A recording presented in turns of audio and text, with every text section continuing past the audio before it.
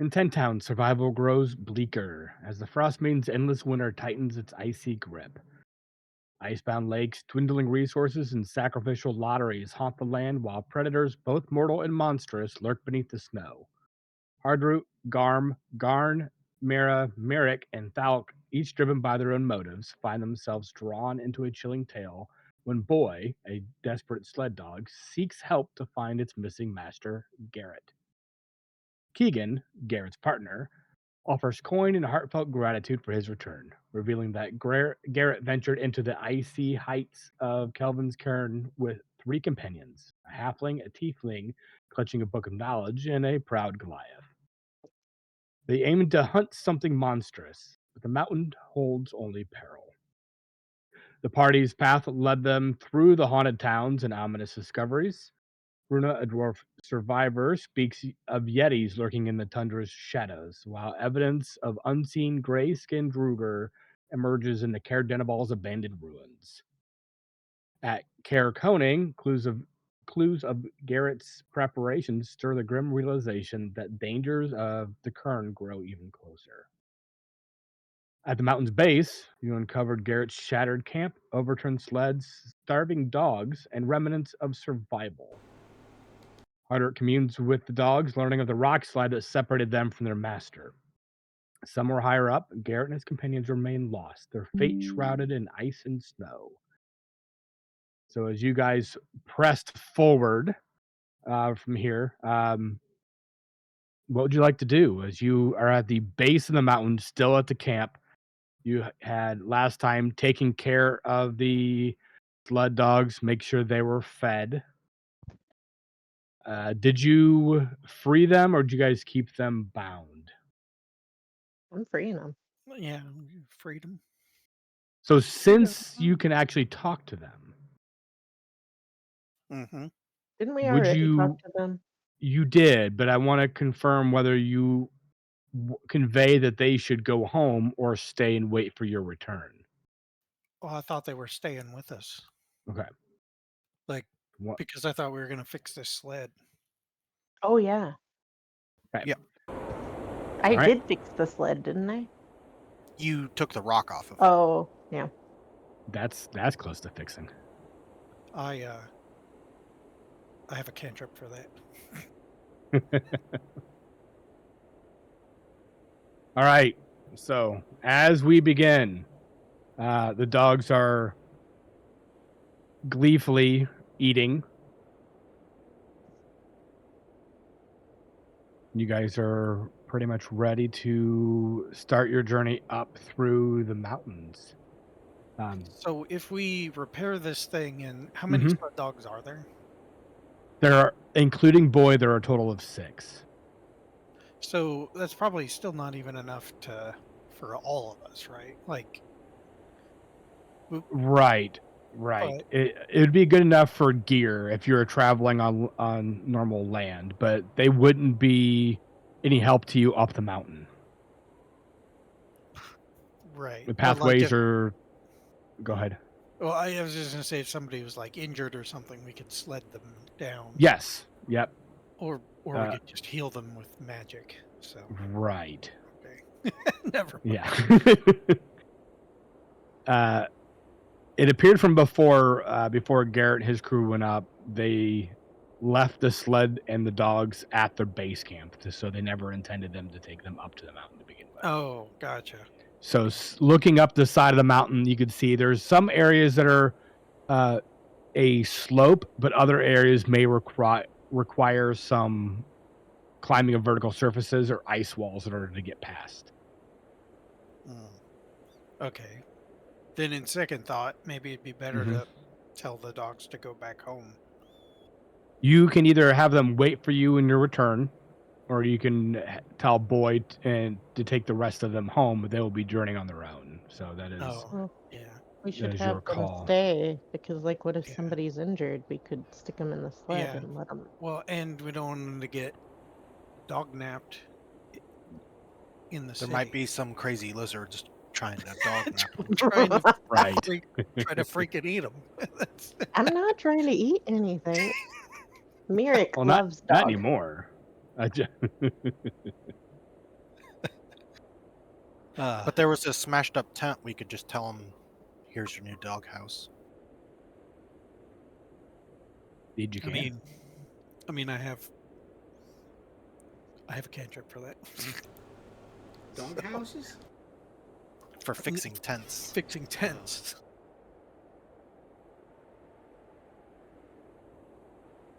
So I can cast mending on the tent. Or whatever else needs mended here. If we stay here for, I don't know, half an hour or so. Yeah, this is now our base camp.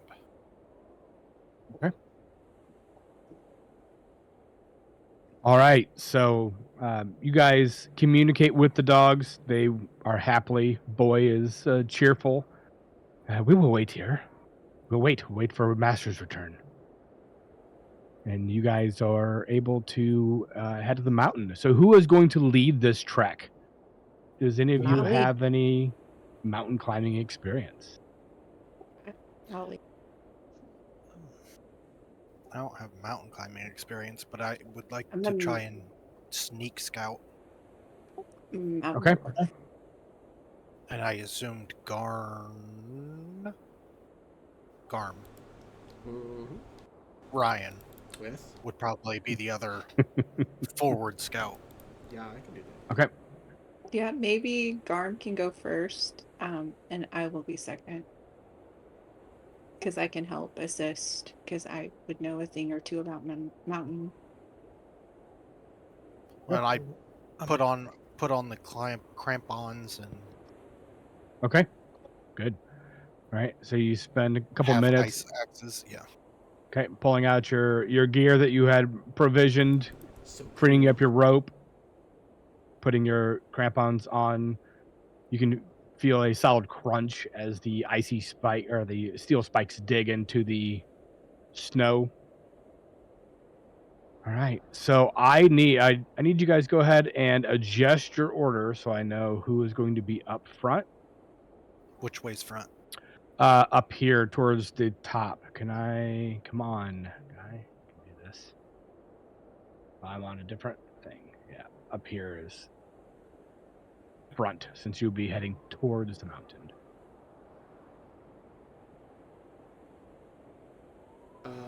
So I can scout. I can be the back scout, or you want me to be up front, maybe. Oh Huh, god, I disappeared. I was thinking me and you would be front scouts, so we can try and sneak scout, Okay. and then have like melee people. Like so, my thought was and then have Bethany behind I Ryan. think like literally everybody is melee. I'm not. I'm a shooter. Me and Ryan aren't. Oh. We're sneak scouts. Okay, I'm a mountain dwarf, so I'd have some experience tracking mountains. I'm also, for all intents and purposes, the tank. So I would like to be kind of towards the front. But yeah. I So think the way I'm envisioning this is Mira is going to be kind of scouting ahead, finding the path and directing. Garm is flip So, it. okay, so you would want be back here. okay. Okay. I'll So you go want me up first. here? Yeah. And then you can move me behind Nate if you want to. Basically just us three are in the front. How much space is going to be between you two? Between Garm and Mira. Are we Uh, gonna like rope up on each other? I don't know. that's what I was actually just about to recommend. Yeah. Is it? Do we need to? Well, like, I was gonna say, is is it there snowy right now? It is a mixture of snow and ice and rock. Can I do a survival check to check at the weather? Absolutely. Go ahead and do a survival check. Wrong.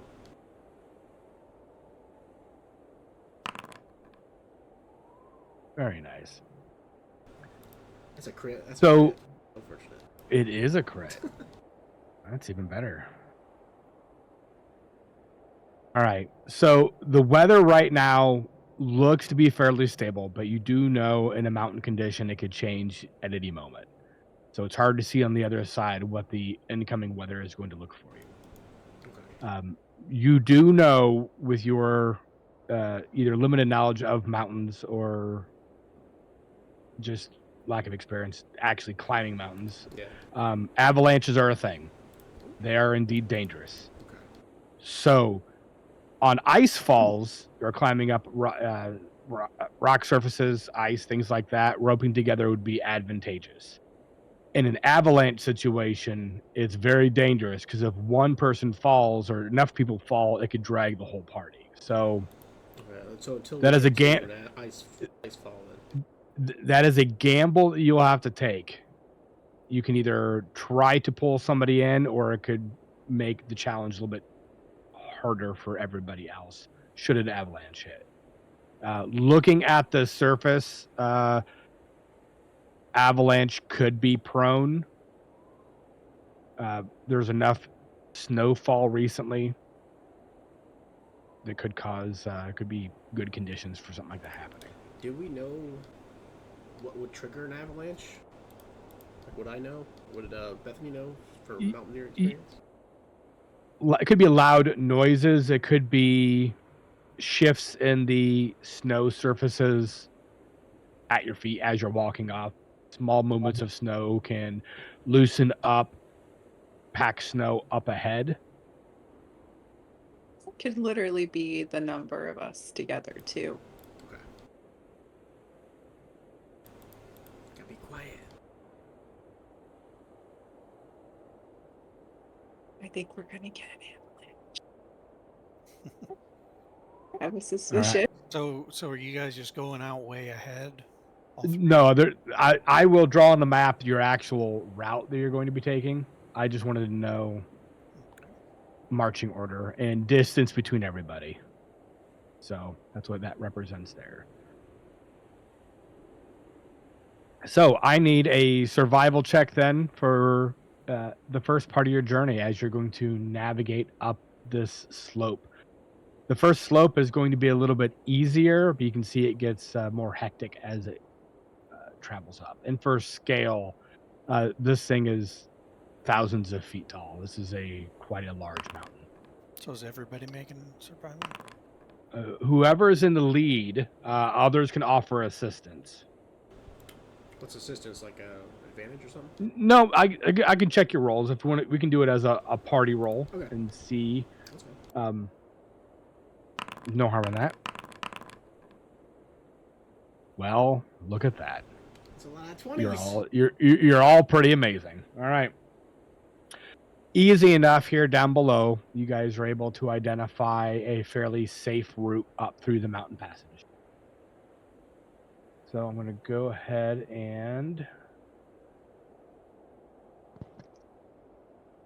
So your base camp is down here at the sled, and you guys are going to travel up through this area here. So this first leg was fairly easy. Took it about an hour or so to traverse this distance. Slope is fairly mild. I need to pull up your sheet.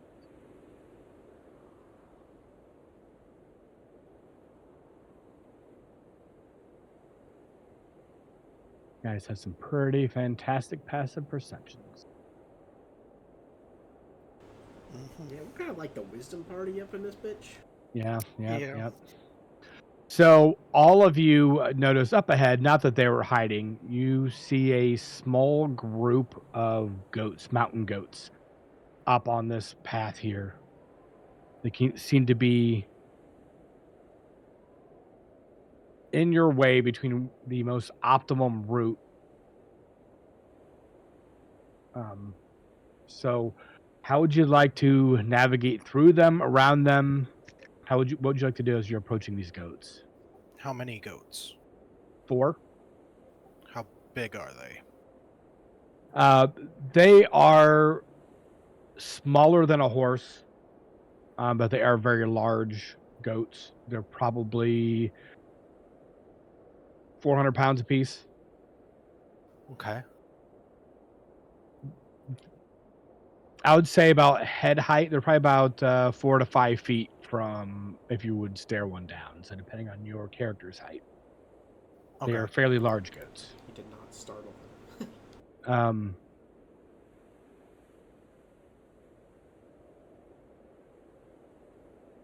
So have they noticed us? hard to tell. Go ahead and give me an animal handling check.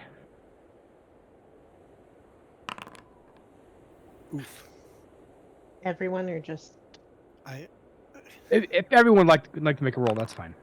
I mean, You can all see them. it's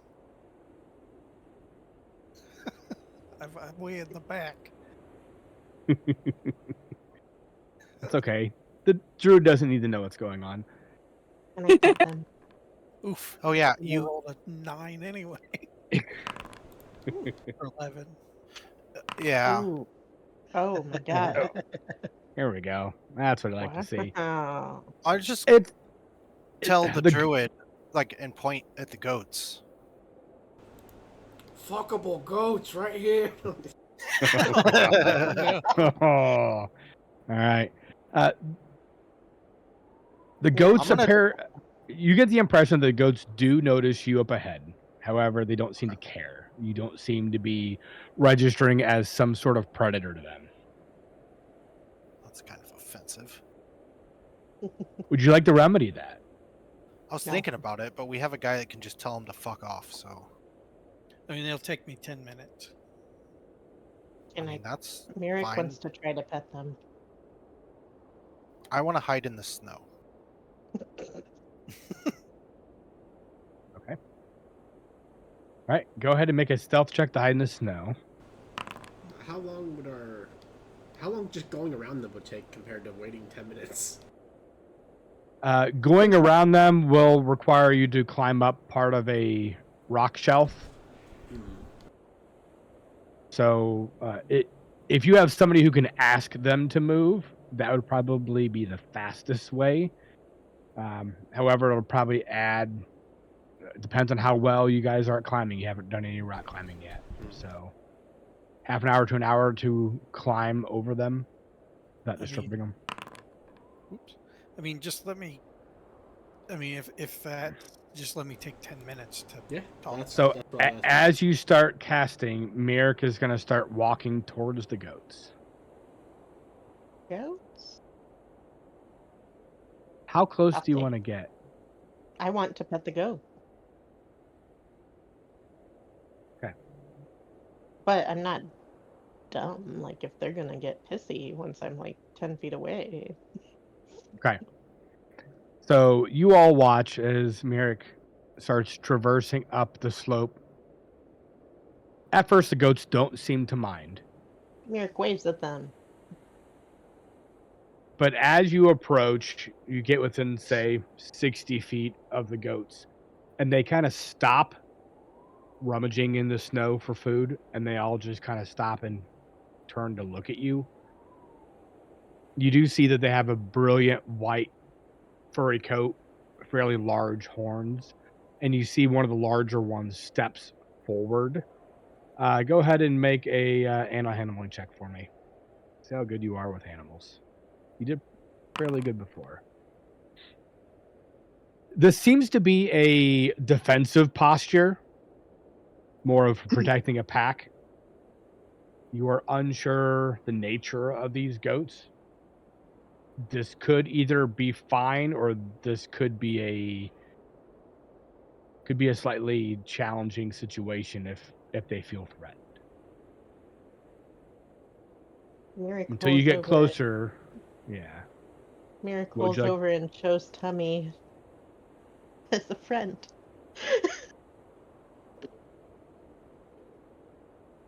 As you lift up your clothing to show tummy, they don't seem to change any kind of posture. Do not approve of tummy.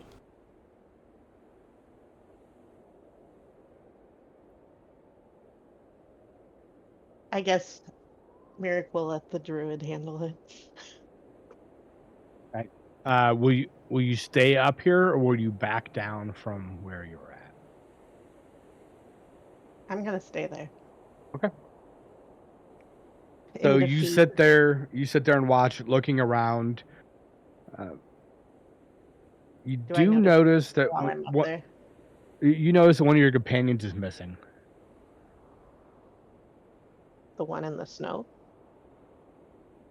Which companion is missing? Falk seems to be gone. Okay. Gone? Is that from Does Merrick's appear. perspective, or my perspective, or everyone's perspective? If you were watching him hide himself, you probably know where he's at. But Merrick went to go play with goats. Yeah. So 10 I'm minutes go by chill, sitting in the snow. as Merrick is waiting. Hardroot will go ahead and, I'm assuming, approach from the backside. Yep. Okay. God damn it. Good for fucking. Oh, should have prepared fucking dominate animal.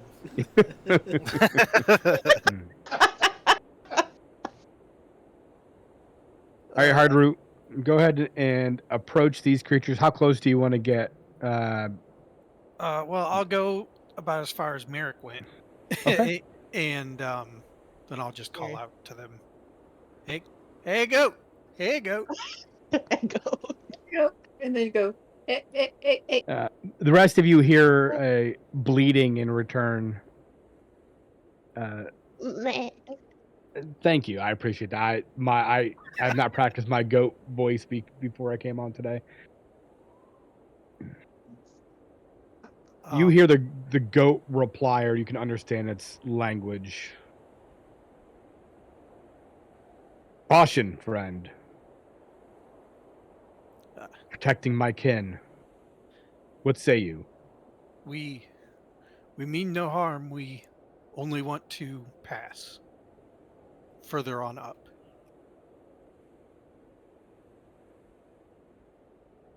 How can I assure that you are safe?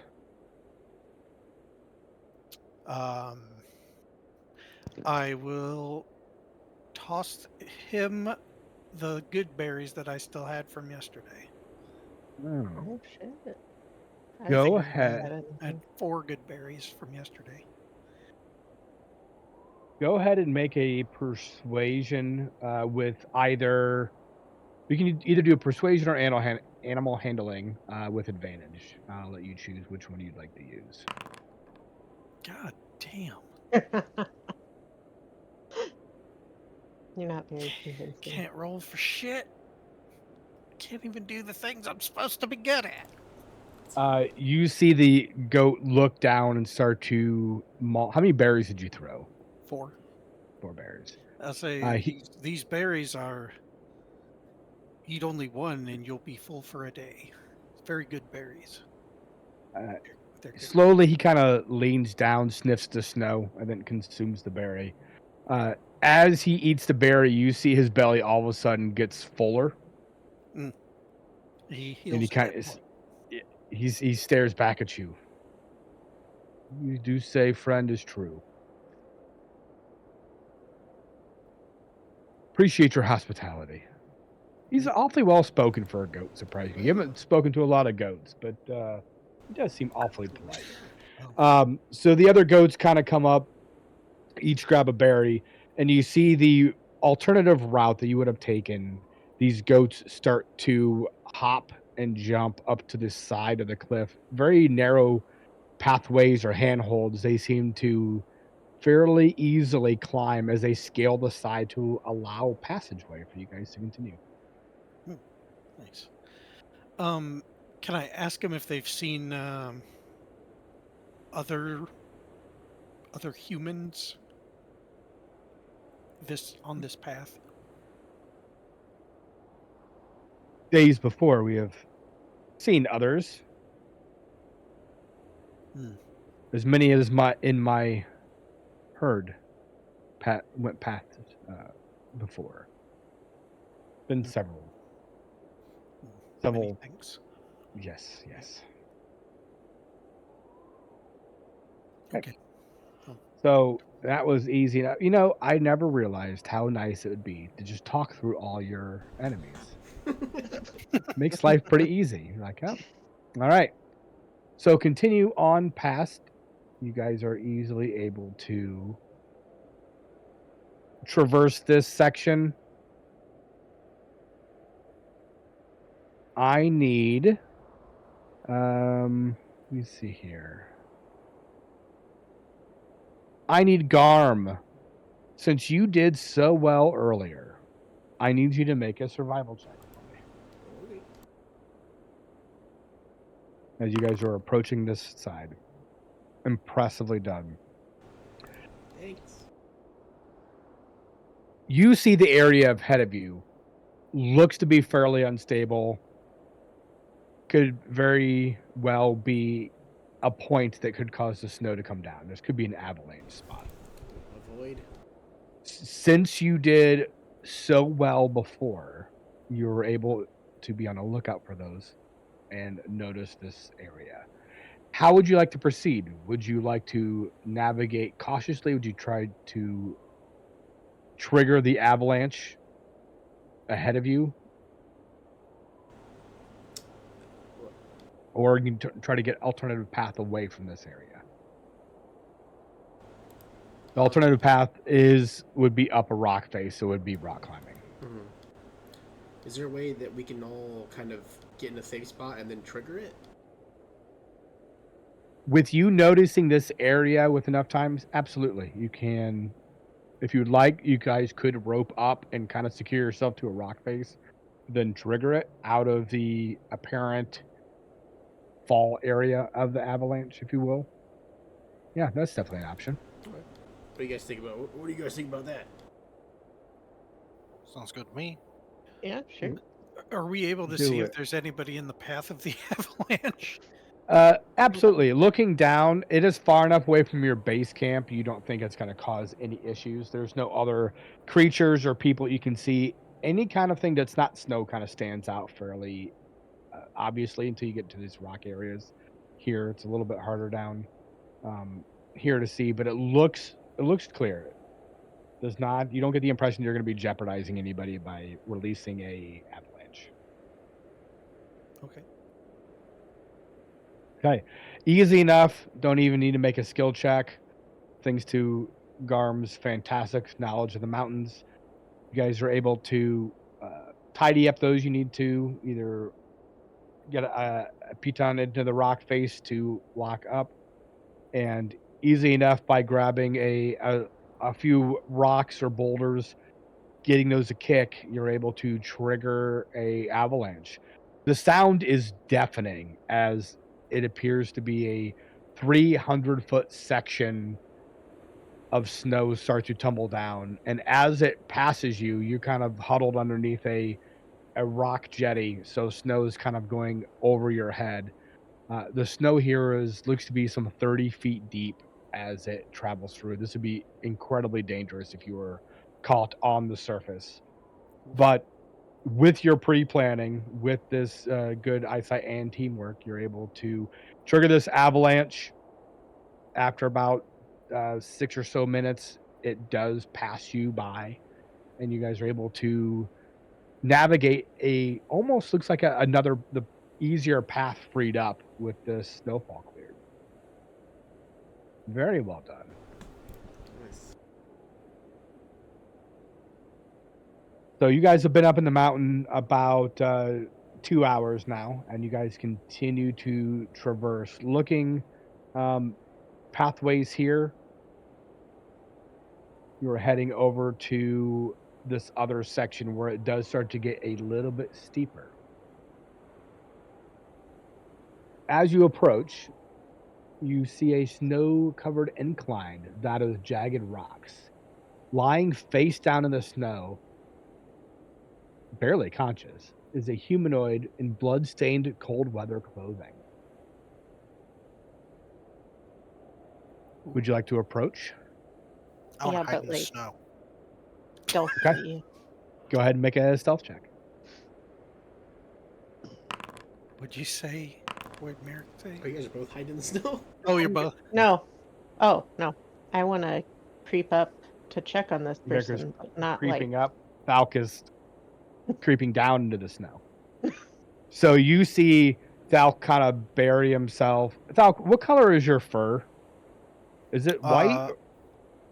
I don't know. I never thought about What it. color would you what's- like your fur to be? I mean, Up. now that you're asking me. Well, once you make a decision, you're kind of stuck there. Are you from around here, Nate? Ten Towns?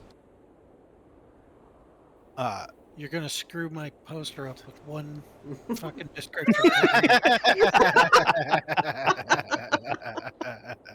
Well, you could, if he chooses an alternate color, you could say he was just dirty in the photo. I don't. Whatever color is in the photo is fine. Okay. Are you sure? Hobgoblin-y color. Okay. Yeah, whatever the standard hobgoblin color is. All right. So your dark skin, brown fur. It's surprisingly you're able to hide as well as you are most times, but you do. Others can see this darker patch as you kind of nestle down in. From a distance, you're probably pretty hidden. Up close, it's not nearly as impressive as it was earlier. Merrick, you're able to creep over to this figure. This body appears to be breathing, though non-responsive as you approach. Hmm. I If you like, you can do a medicine check to try to evaluate his current state, Sure. or you can rifle through his pockets to steal things, or you can kick him. Whatever your fancy is. Whatever you're feeling. Okay. Whatever I'm feeling. No, I'll do a medicine check. Okay. Ooh. Looking through the wounds, it looks like he has fared from some sort of a fall. You can't tell if he slid off or was thrown off or what happened, but it looks like he took quite a bit of a tumble, likely knocked himself out. He's very, very beat up. You see bruises. You see marks of blood that, thankfully, because the cold froze around, but you feel that he is starting to succumb fully from frostbite. Murik wants to use Cure Wounds on this. Did you say This he was a guy. human? He is human, yes. Okay. Go ahead and cast your Cure Wounds and see how much you're able to heal him.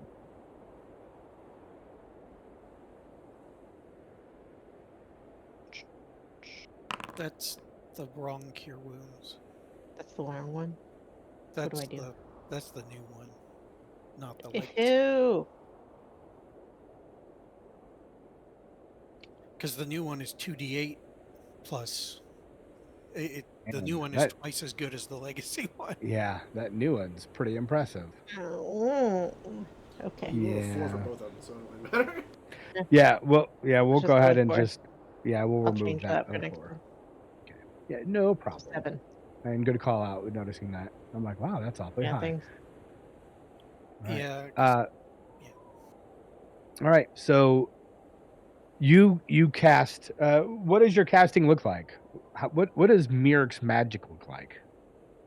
Mirix? Yeah. Oh my gosh. I haven't thought of this. Now I feel like Nate. I'm on the spot. She just starts don't know. licking him. Mirix does not. Mirik's not really showy with her magic. Okay. Would you say that you are trying to keep your magic a secret, or just nothing too boisterous? Nothing too boisterous. Like I'm not Okay. trying to be loud about it. I Okay. like that people think I'm a dumb lizard. So you approach, you put your hands on the side of his neck, kind of moving through the fur hood that is covering him. You feel his body is fairly cold. Well, to you it'd be a normal temperature, but for most humans it is a little bit colder than he's supposed to be. You mutter a few words from your spell, and you feel warmth return to his body. He starts to stir.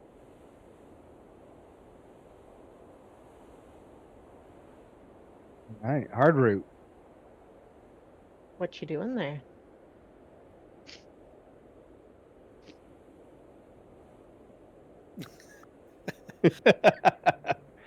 um, So the lizard slinks up and like puts her hand around the neck of this guy. Like, wait a minute, what? What? you know, Ardru, Uh, you are it's one of your most valid. intelligent people from your tribe. However, you have not had much experience with lizard folk, so you are not sure whether they eat people or not. I'm gonna go maybe. And I'll be like, uh, hey, what's going on up there? you see the person now start to turn over.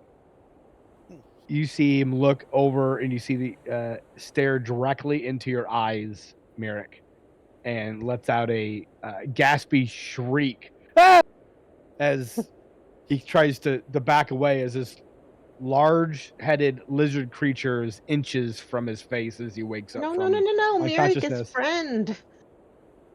What? Who? Uh, he's looking Merrick, around. Merrick wants He's to help you. he's checking his pocket, checking his gear. Others. Uh, where are my friends? Where are my? Oh, I had others with me. He's kind of looking around and then just keeps side-eyeing you, Merrick, not sure whether he believes you or not. Merrick Uh, is friend. the rest of you see this person start to set up from the ground. You heard the shriek, obviously, if anyone would like to also approach as well. Yeah, Sure. go up towards this What's this guy. guy? Yeah. So with her, Does this dude match any of the descriptions of the people that we're looking for? He matches.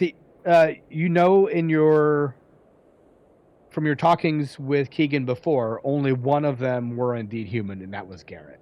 Okay. Garrett.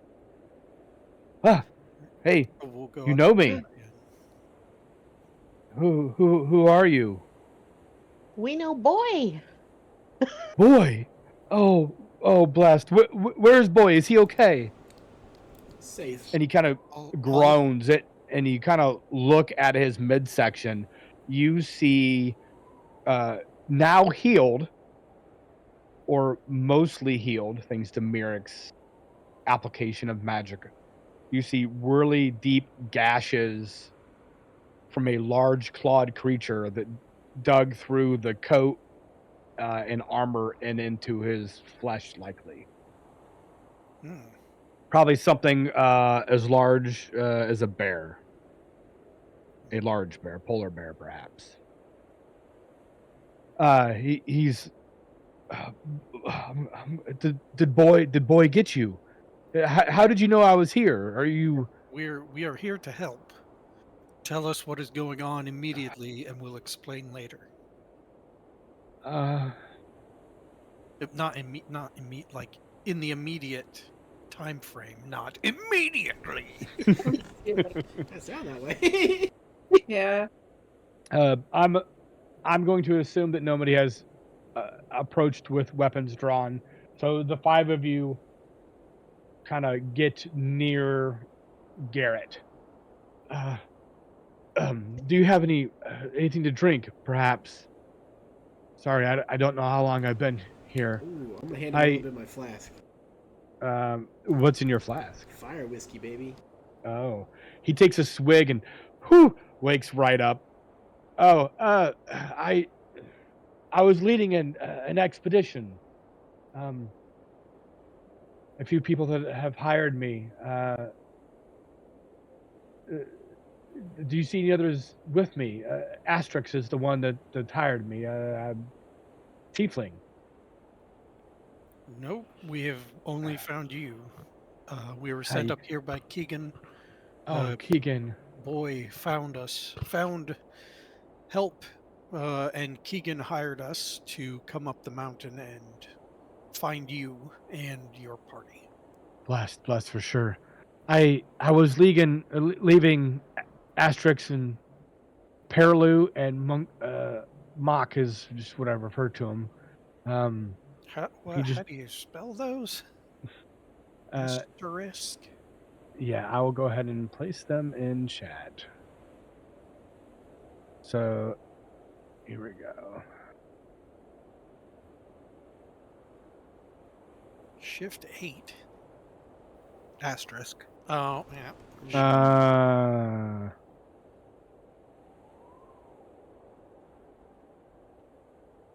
It's fine. I just want to get it right in the No, notes, you know. no problem at all.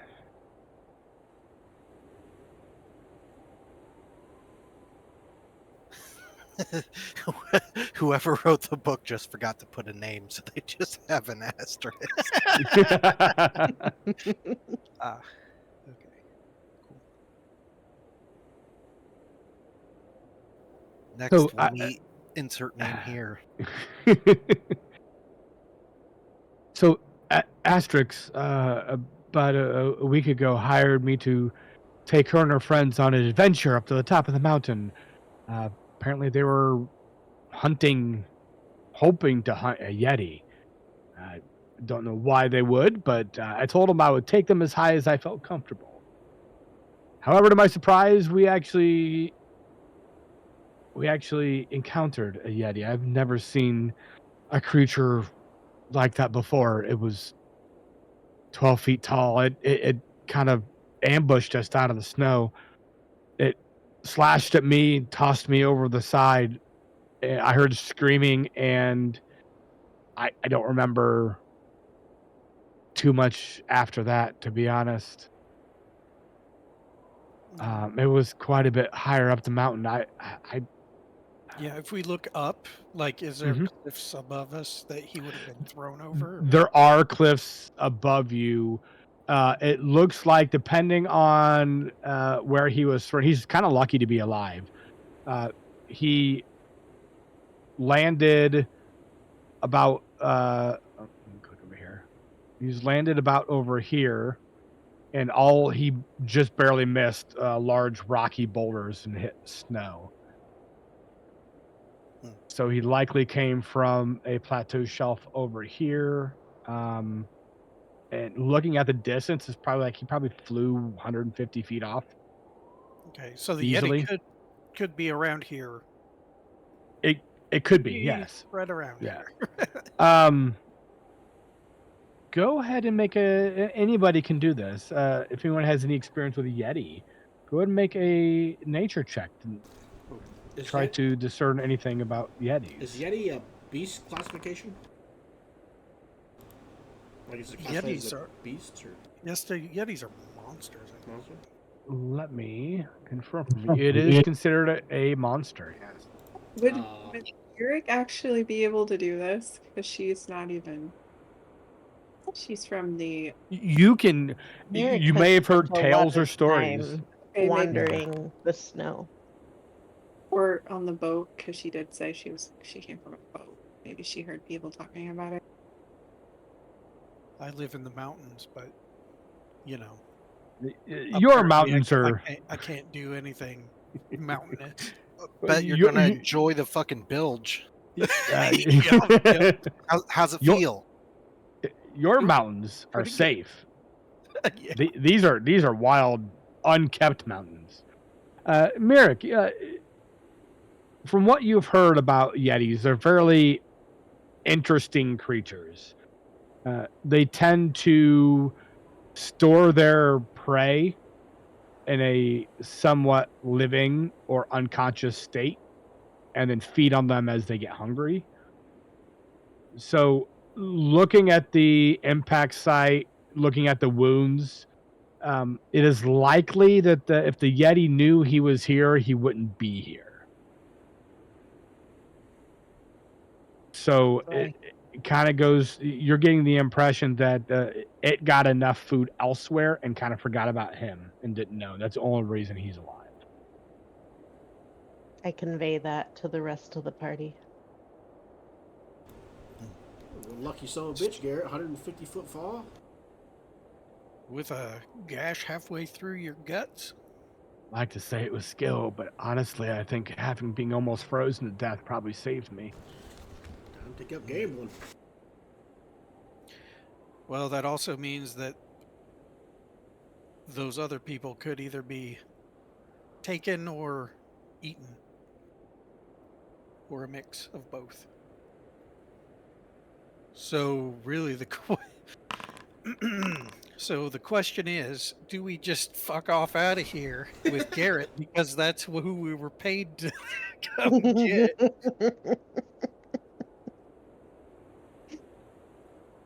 That's very, very true.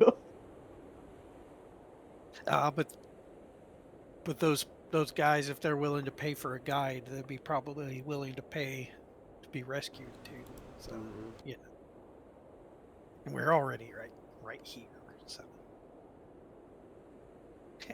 and we're about to get attacked by the Yetis. So Decision made. I don't know what you're saying. yeah.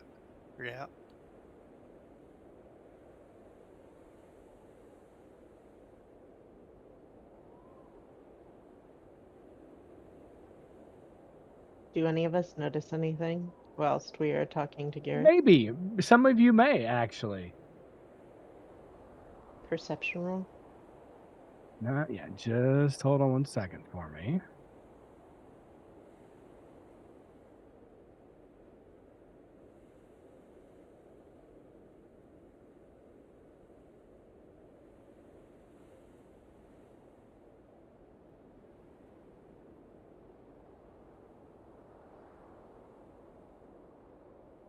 Hmm.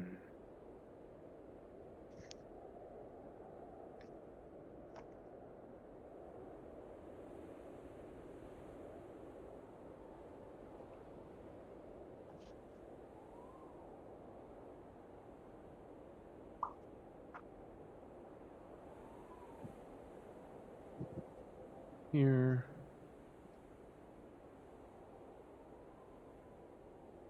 And I am fighting with this vision here.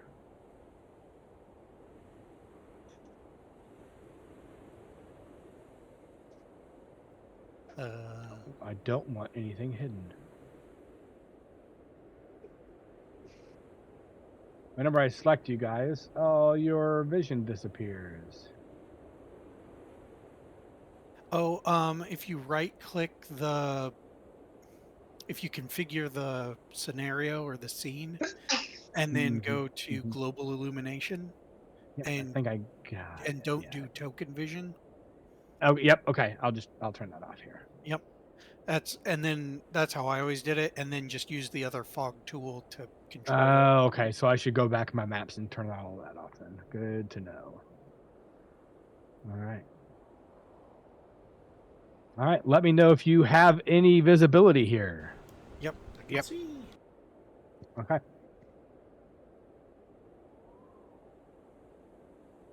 All right. With your passive perceptions, out of the corner of your eye, you see a large furry creature approaching. Not pretty sure it's not a Yeti, but it's a big kitty approaching to your rear. Let's go ahead. Mirek. Don't. The Don't fan do on it. my head pops up. Your frills. Whoosh. Isn't that when they're Kitty! aroused? I mean, this is Merrick we're talking about. Alright. So Are you guys that's able why she to? likes dogs. Are you guys able to go ahead and roll for initiative there on the right? And do I need to unpause it for that? Game's paused. Oh. Yeah. So on the Oof. top, for those of you who are not familiar, the top of your bar on the right, there's a little cross swords. That is our combat tracker.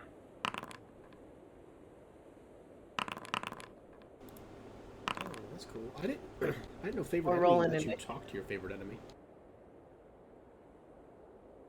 You got to be able to mock them. I guess. Pretty cool. Oh, I want this cat. I don't want to kill it.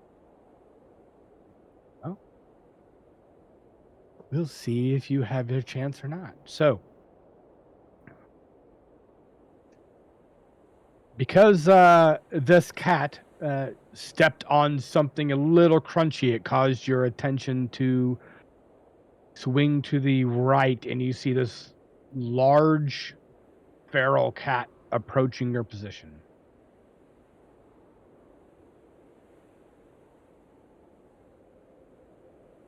Merrick, All right, my friends. Garm, you are up first, quick to act. What would you like to do? And you are, if you so these sections of stone here are only about 10 feet up, so you can kind of climb and pull up them if you need. They're not that deep. What do I know of this animal? Is it aggressive? Go ahead and give me a nature check. Oh,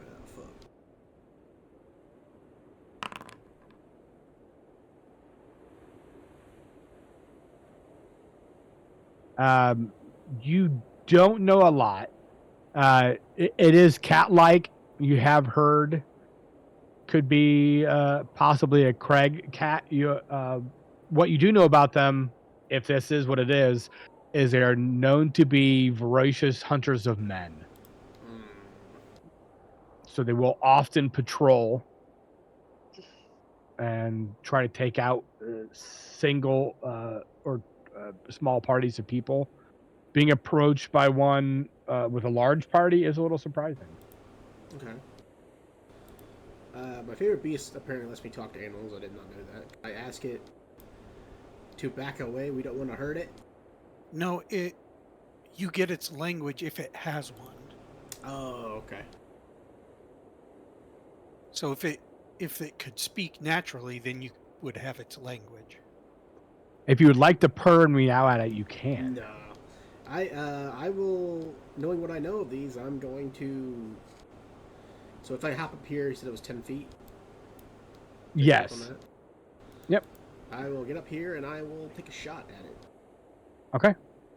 Go ahead and make an attack roll for me. Alrighty. I'm pretty much going to be always attacking with sharpshooter.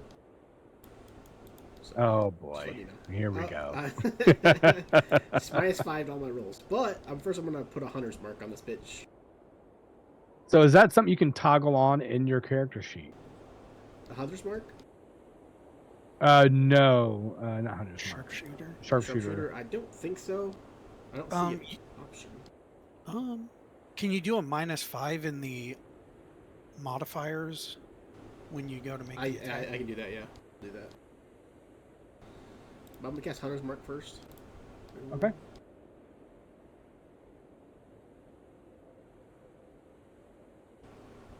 And I think that's a bonus action. Let me double check. Pretty sure. Yeah. Yeah, bonus action. Now I'll shoot. Okay.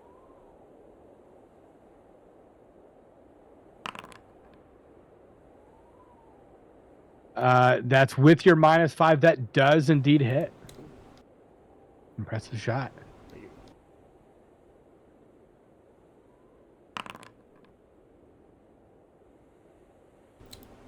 you. Plus 1d6. Oh, and hunter's mark. Yeah. That is. And what's your favorite enemy give you? Nothing. It's just like advantage on saving throws against it. That is. Tracking them and such. That is disgusting. You unleash. You jump up to the top of the cliff, pull back extra hard as you try to get as much power as you can into your bow. You can hear it creak a little bit as you are accustomed to, and unleash an arrow. It strikes true right between the shoulder and the neck of the beast. You hear it let out a howl as you see it, that your arrow drives deep into its flesh. You see blood starts to drip out. It is staggering already with your single shot. I yell, shoot! What else would you like to do? Anything else? That's it. I was just told to shoot. All right. All right, Mara. Seeing this beast wounded already, what would you like to do? I'm gonna run and start hitting it. Okay.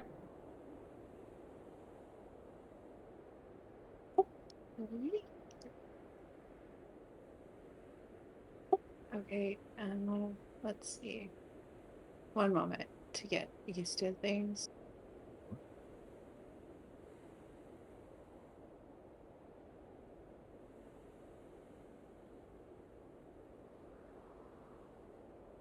How often do I just get rage all the time? You get so many per day. Yeah, I think you get 2 or right Two long rest. Okay. I'm not gonna rage. Well, dang it, I don't know. He's so cute. I'm just gonna try to hit him. Okay. You don't have to be raging to reckless attack. Oh, hell yeah. Okay, yeah. I'll reckless attack.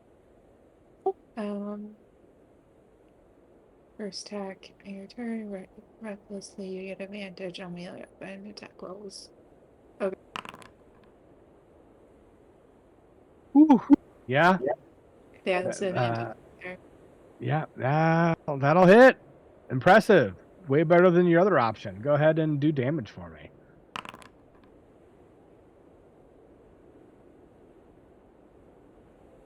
Oops. That is the wrong person. Hold, please. Trick you gotcha. It has damage reflect. With what type of weapon do you have? You have an axe. Is that correct? A great axe. Okay.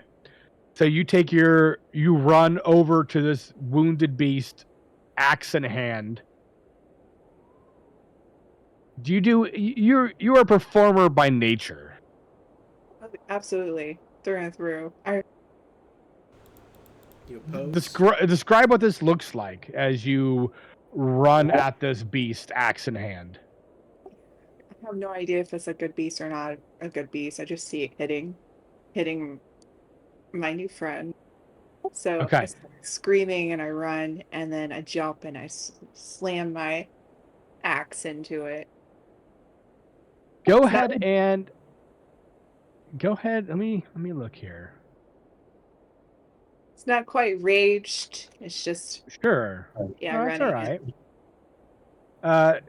Go ahead and make a performance check for me. I'm just curious what this looks like.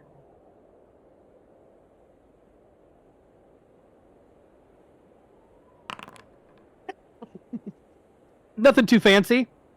And that's quite all right. You're in battle. You're not putting on a show. So you run up to this creature, axe in hand, screaming, and swing your axe down with such great force. Then you don't even feel it slice through the head of this beast as your axe is buried in the frozen dirt below it. The head just kind of falls away, and the whole front of your body is just splashed with blood. It is dead. Oh. Sorry if you wanted to try to talk to that with your weird druid ways. I don't even know what's going on right now. I'm at the bottom of the order. I haven't even reacted yet. All right. So that beast is indeed slain. Like Reno 911. I get it. Damn. Just kick it. All right. Darn. You see everything unfold within seconds as this white cat creature appeared. Garm and Mara quickly dispatching it. What would you like to do? Go skin it. Okay. Nice. Jesus Christ. Go ahead. Go ahead That's a new and quote right there. yeah, you can walk over to that Holy creature. fuck. Well, why not? It's probably worth stuff. Well, We went But from the PW I got a new Groove. coat. Oh my god, Eric. Eric All is right. horrified. So you pull out what type of gear or items do you use when you usually carve away or harvest creatures? A knife. I mean, I probably would just use my hand axe because that's what I got. Oh Okay. yeah. That's So true. you reach in your belt pocket, pull out your exceptionally sharp hand axe, start slicing at the flesh. All right. handy tool. Garrett. Oh, crap. Cragcat. And where there's one, there's usually more. He's going to go ahead and see if he can find anything.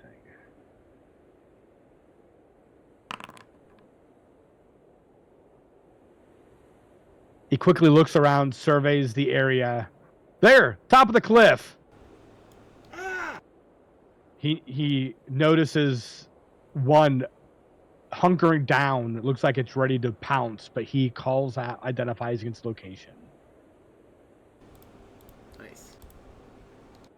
Right next is Mirek. You see this creature kind of looming over you, hunting. You know what hunting looks like, and you are being hunted. Where is the order at? Who goes after me? Thalk goes after you. Why is Thalk way over there? You don't know where Thalk is. Yeah, that's right. Thalk's hiding. Let's see. Merrick is going to. I wasn't expecting a kitty cat right there.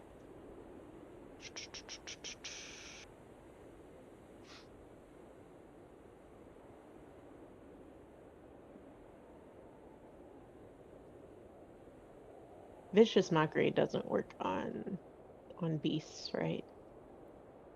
Right? They have to understand you. Mm-hmm.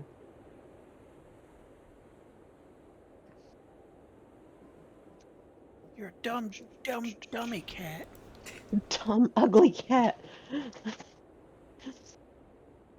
Go crawl back from whence he came. Snarf, Can snarf. Mirek like back off without this cat pouncing on me? There is a chance. You won't get an attack of opportunity, so you are free to move away without provoking an attack. But what its next move is, you are not quite sure. Okay. Mirek's gonna like kind of. How far back can I go? Can I still move the 30? One, Yeah, two, you have full movement. 3. I'm still not close enough to Thalk. So Mirek is going to use my lute. I am Mirek, the lyrical lute lizard, and I am going to play Hard Root a song and grant you bardic inspiration. Nice. Ooh, very Yeah. nice. All right. So Hardroot has a bardic. All right. Anything else from you, Mirek? I can well actually I'll go here instead. Okay. Because he's really the only one I can get to. I What- will also cast heroism on him, Right. I think. Can I use bardic and heroism at the same? I think doesn't Bardic take an action until like No, it's Nope. it's bonus Bardic action is a immediately. bonus action. Mhm. Yeah, it is a bonus. okay. Yep, so I can give you heroism also. Cool. So I'm gonna do that. Go ahead and cast your heroism. Why is it not popping up on Has me? your box up right Oh. Concentration cast spell. Cast. Did it do it? Yep. Yep, already there. Nice. Okay, All right. so what's your casting modifier? My casting modifier is a +5. Yep. So at the start of my turn, I'll get 5 hit points. Temp 10 HP. Sure do. Right. So I'm At the start curious, of each of your turns. Yeah. what does Myric's music sound like? What does Myric's music sound like? Oh my gosh, I clicked Sea heroism. shanties. Yeah. Yeah. It is. Okay. All right. So Myric pulls out. You said it's a lute, is what you have? Mm-hmm. Pulls out your lute, strums away on a tune as one of your favorite Singing sea some shanties. pirate bard music. Don't worry, I'm not going to ask you to give me a verse or anything. All right. So Eric can Myric. sing it for you. All right. So Hardroot, you feel the effects of both inspiration and heroism. All right. Falk. Hiding deep in the snow, you are staring off against this creature. You have the upper hand. It doesn't know that you're there. Nice. I'm going to shoot it in the face. All right. So I thought you were like, I'm just gonna stay hidden. So I'll get advantage because it doesn't see me, right? Yeah. Which then means I can sneak attack. But we're not in a surprise round. You are not in a surprise round, correct. Whew, it definitely hits.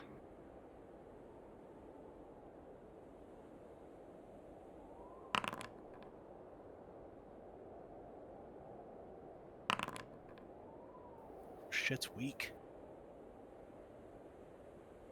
Welcome to my world. I was gonna say. The fuck's what's wrong with my bow? Fucking Ryan, ooh, whoopsie, 30. Ugh, 6. I mean, it's all covered in snow. Yeah. But you know what you do? You do look badass jumping out of the snow. You see this slow motion as this pile of snow erupts. This bow shoots out, and you hit it at a strange angle. You must have hit a shoulder blade because it didn't go as nearly as deep as Garm's bow did, but it still hits. You hear this howl, and you see this trickle of blood on this white beast. All right. Anything else you'd like to do? Weep. You shed a tear, which immediately turns to ice, so no one notices. Matt, no, All right, I'm hard root. I'm gonna move up to it. Okay. How steep is this thing? Can I get up that? Yeah, if you jump and grab, you can get up there. It's only about 10 feet. You're a tall bloke. Okay, so I'm gonna jump up here. Okay. Gonna cast Shillelagh. All right. And then I'm gonna, well, I guess,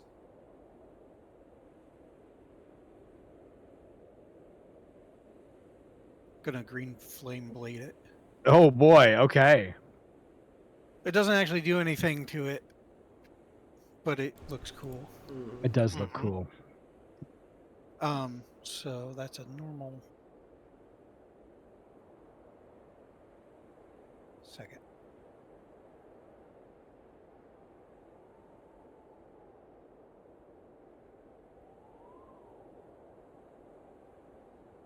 See, it's weird because it's not actually a real like. Sorry. No, you're good. He's stacking too many spells that make his shit not be what it is. Yeah. I'll swing a quarterstaff that doesn't do quarterstaff damage with my bardic inspiration that makes me hit way Hmm. harder. Place an With a item here to cantrip. enchant it. Hey, That's kind of neat. that is neat. I haven't seen that before. What's gonna Okay. happen next? Hey, look at that. That's not so bad. So then I can. No, that's still It not right. didn't use the caster stat. Yeah. Well, I mean, it's still a shit roll though. So We'll have to play with that. All right. So, is this your normal walking staff that you have, or is this something this is different? it's my Okay. druid focus. Okay. So yes, So, it's just a okay. All right. So you have your walking staff in hand. Run up to the top of the cliff. It bursts into a green flame as you swipe at this creature. It being hyper alert after a Thalk hit it, it is able to dodge out of the way, but you are face to face with this large creature, Mhm. which is impressive positioning considering what his target was. His eyesight switches from Garrett to you as it's going to go ahead and attempt to attack you instead. Since you are in mouth range, it's going to go ahead and try to a bite against you. Okay. You're Alright. on private rolls, so I don't. Oh, Oh, Jesus. Okay. So what do you want your new character to be? and then Freeze we'll go me ahead with and Okay. not so bad. Is that slashing? That was normal damage. it says Oh, it didn't piercing. even crit. Yeah, Is it? Oh yeah, that was. Are we doing brutal criticals?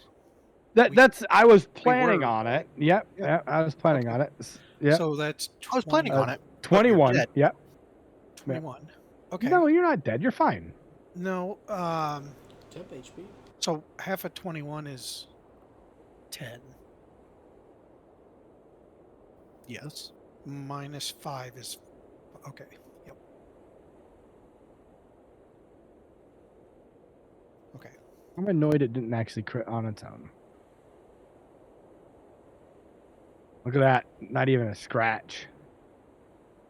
Why'd you have pierce resist? Why indeed? So you Is it more attacks? Nope, that's it. So Oh. it tries to bite you. You've faced many a beast before. You grab your stiff and kind of put it in between the hinge of its jaws, preventing it from getting any kind of good bite against you as Well, you kind of sit up there on top and wrestle this creature. It I does. mean, it does bite, and it is a It crit. does. Yes. I just resisted it. Yes, that is fair. But for those seeing, luckily nobody else is super close. Okay. So you see Hardroot up there wrestling with his giant cat. All right, A little bit of wrestling. Garm. I'm gonna move my hunter's mark to the new cat. All right. That's a bonus action. Nuke it? Up. The new cat. New cat. Matt just preemptively deleted it. I'm It's like, oh, like, okay. That sounds dead now. one of these has a marked condition on it. I just need to figure out which one it is. Mm-hmm. And then I would. All right. Can I use my actual action to just do a perception and see if there's a third cat? Or would I won't let.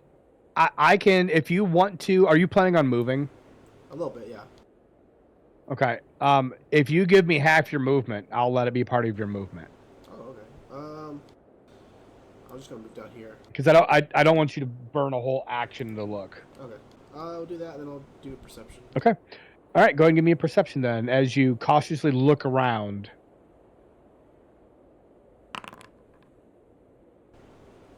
It is hard to see with all these deep valleys and crags. Yeah. And with your eyes, they're closed. And with your eyes, you are focused on murder right now. You don't see any others around you. Okay. All right, then I'll shoot. All right.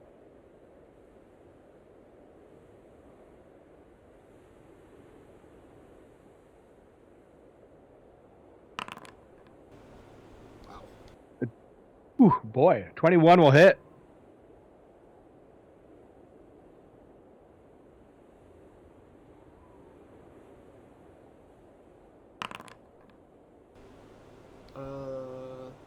Fuck.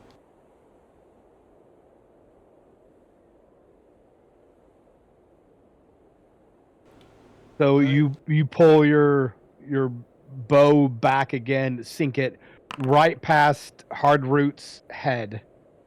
Hardroot, you see this suddenly hear this large or feel this large pole. What is an arrow sticking out of the creature's flesh? Okay. You feel a pull from the back. This creature staggers immediately as this arrow from Garm sinks deeply into it. You're still locked in with this creature, but it is definitely hurt. Favorite enemy. All right, Garm. Anything else from you? No, I'm done. Did you get the extra D6? Yes, I got that in there. Okay. Thank you for checking. Mara. I don't think I can get to him without double moving. It is pretty far, yes. Yeah. Yeah. Feels pretty bad to have to move to murder things, doesn't it? What did you say? You should have been an archer. Don't tempt her. She can get a bow. I'm just kidding. Yeah. I think, dang it. I think I'm gonna move up a little closer, like Okay. just to here, so I can move around if I need to. Sure. And then in my turn, because I can't really do anything else. All right. All right. How much movement? Do you Garn. have? I get Oh, 20 you have to feet. climb. Yeah, and I just have to climb. Do you not have fast movement yet? No. Oh. And dwarf. Yeah. Hey, Garn, you know you're aware of this commotion. Are you going to focus your ire on this new enemy, or are you going to continue harvesting this other one?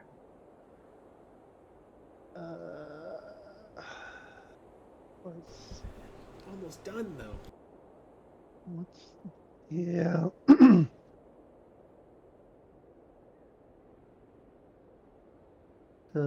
Yeah, I think I can.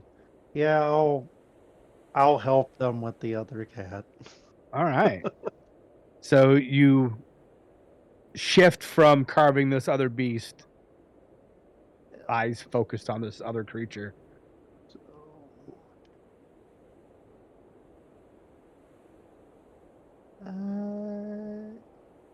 actually, maybe I can't hit him from there because I can only move 6, right? That's correct, yeah. And the hand axe only has 20 foot. I believe that can be treated as a ranged weapon. Yeah. You can throw it farther at disadvantage, I believe. Oh yeah, because the long range. Mm-hmm. Sure, I'll take my other hand axe Okay. and try to chuck it at it. All right. So your less favorite hand axe, you pull it off your Yeah, belt. my backup. My You backup toss it hand this axe. creature. Disadvantage. With disadvantage, you are still able to hit. Oh, I feel a crit. See, that sucks. Yeah, the crit would have been sweet.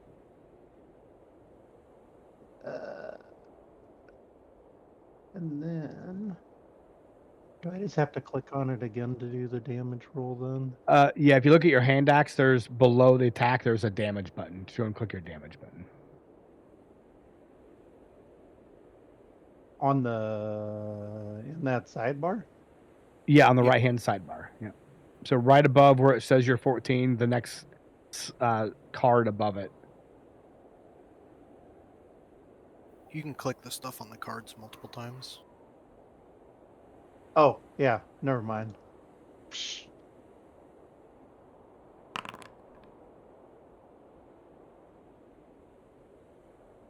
Ooh. All right. So your hand axe, longer than you're usually been practicing with, but is able to sink into the flesh of this creature. It howls again as it has a hand axe in it and an arrow in it and wrestling with Hardroot.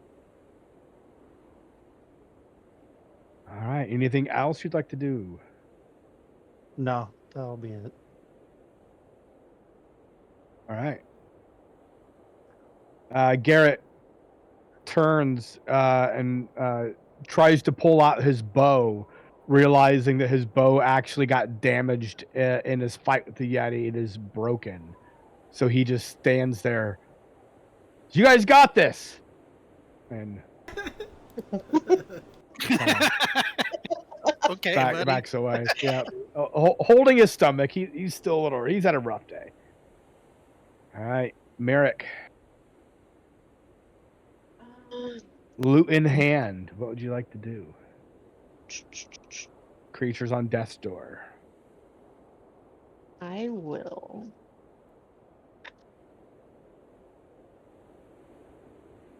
use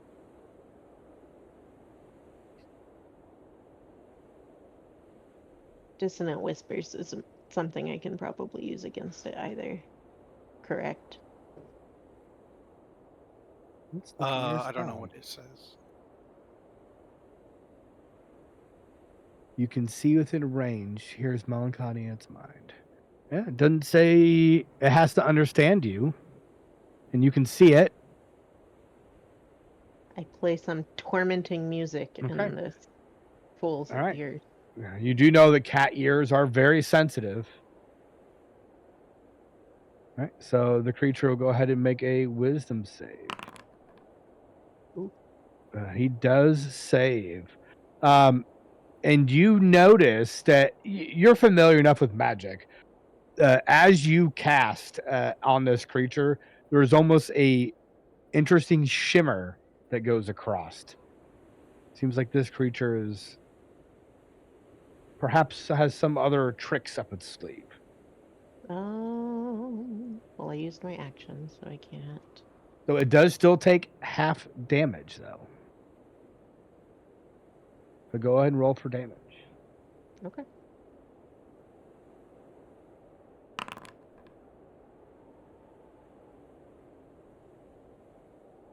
Right.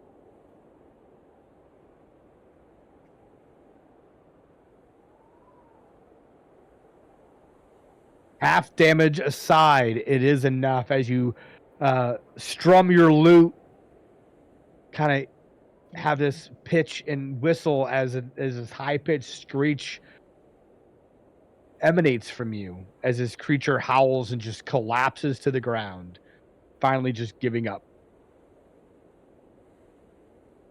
All of you look around, suspect waiting for more creatures to lurk out. Moments go by. Nothing else approaches. You are now clear to move around after dispatching quite handedly these two large Craig cats. Garrett comes up to you. Oh my God. They would have killed me for sure if I wasn't for you. You've saved me again, friends. I'm you all know me. I am Garrett. As Guard runs over and starts to eviscerate this creature to get its hide and meat.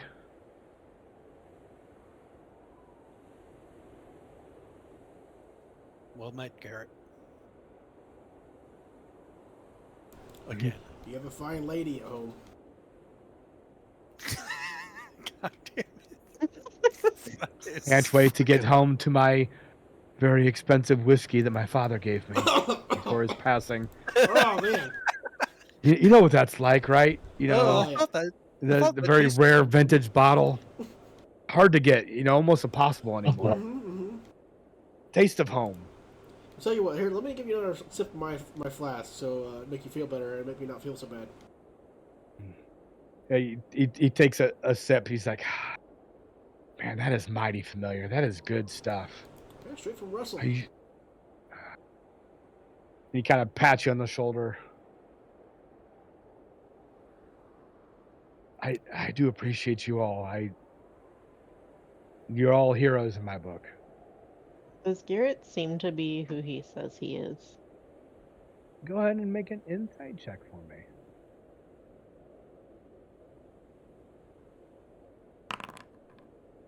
God damn it. Looking at his behavior, it's you get the impression that he is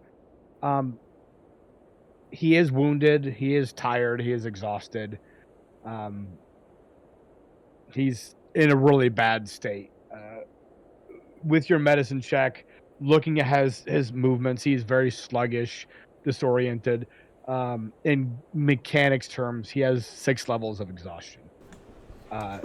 So one more and he's dead. So he is literally freezing to death.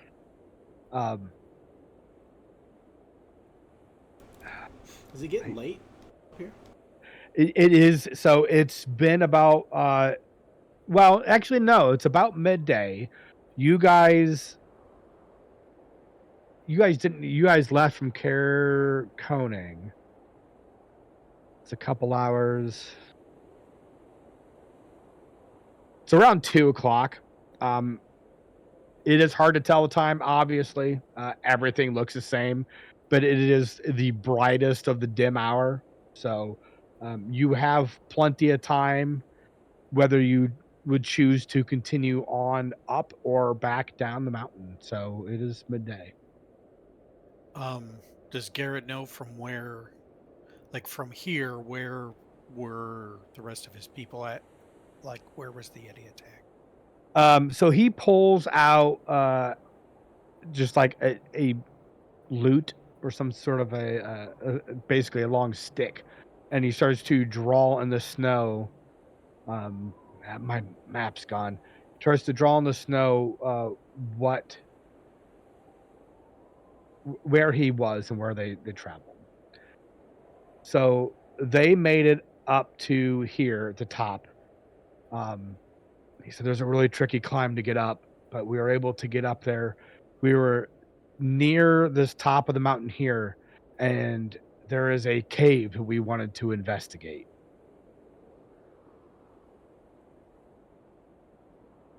Oh, that But cave that's right there on the. yeah, the cave is right there. And that is a good call out, Garm. As Garm walks away to go pee behind a shrub. Let's go ahead and take a 5-minute break. Okay. Okay. I lied to you, Ashley. I lied. About what? I was reading Vicious Mockery, Mm-hmm. and it says it does not need to understand you. Oh, okay. Like it says so in the spell, so I lied to you. Sweet. Oh, I mean, That's a I mean, first level spell. That's a It's cantrip. That's a yeah, it's a cantrip. cantrip. No, Dissonant Whispers was what she used. Okay, gotcha. But she I tried to use gotcha. Vicious Mockery before and asked if it Okay. would work, and I told her no because I didn't think it would, but it does. Well, I was no I because was wondering vicious mockery. If you would if it use would. that, you wouldn't have done any damage if it saved. Yeah. So Dissonant Whispers is like A beefier. yeah, beefier, vicious yeah. mockery. And That still would good. make- Do psychic damage, so never mind. that would make sense though, the vicious mockery working, because you can mock someone and insult them without saying words. Mm-hmm. How big were those cats? Large. They are almost horse sized. They are big beefy cats. That's some serious pelt I got there. That is it is yep. Well, I have 2 of them, so. Yep. We will do some rolls for that too once everybody gets back to see how All well right. the condition that you have pulled them off. So you can either sell them or keep them. They are indeed snow white, so it could help you in camo settings if you wish to get them back to town and do some preserving and such on them. Otherwise, they're going to start to stink after a while, or turn into a giant frozen wall. You know how flesh and cold is. Mm-hmm.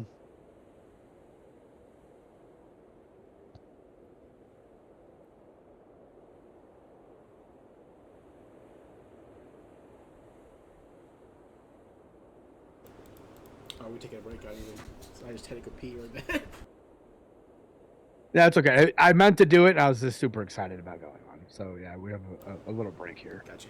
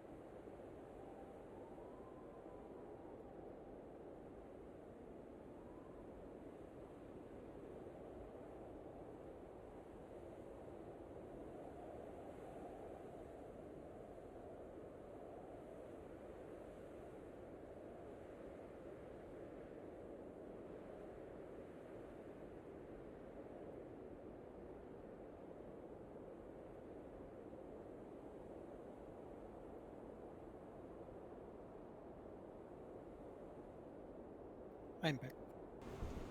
Maybe. Those temp hit points were pretty nice. Yeah, it's pretty nice. Yeah, indeed. That's crit's pretty scary. Yeah. Yeah.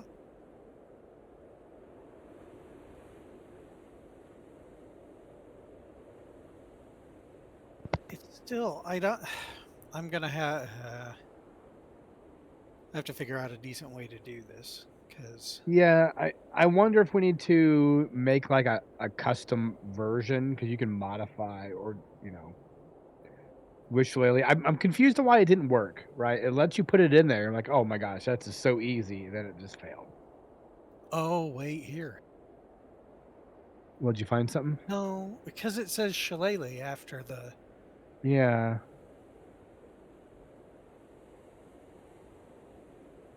You don't. I mean, it should know. see, but it doesn't roll it right. Because it's not using my wisdom, it's using my strength still for the attack. Right.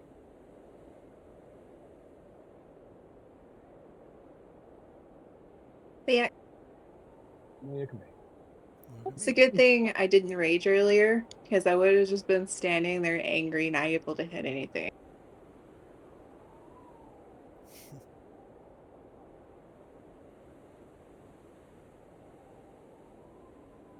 So for Garm, he's right next to you.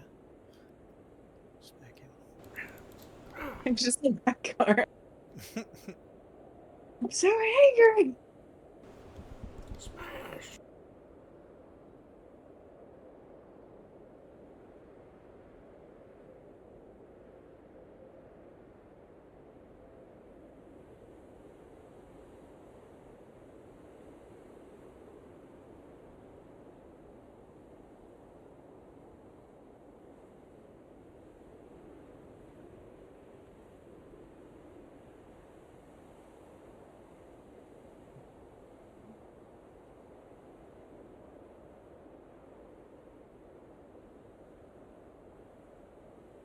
Hmm.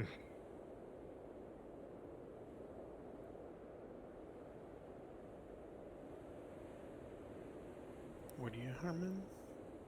Oh, I'm digging through the details for the weapon and trying to figure out why it won't let me use what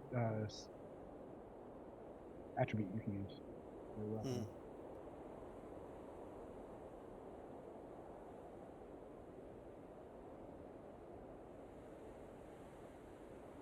I can adjust the damage. It's not the problem.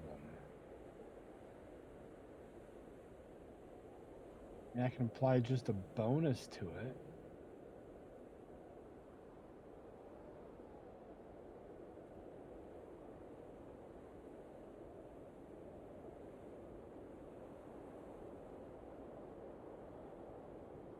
Let me look at.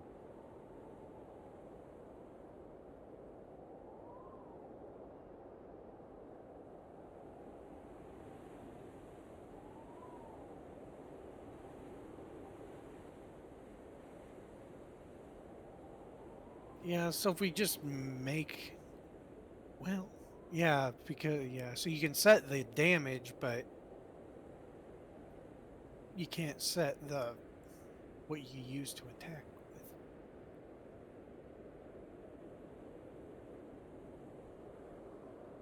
with. It's a little strange. A lot of strange.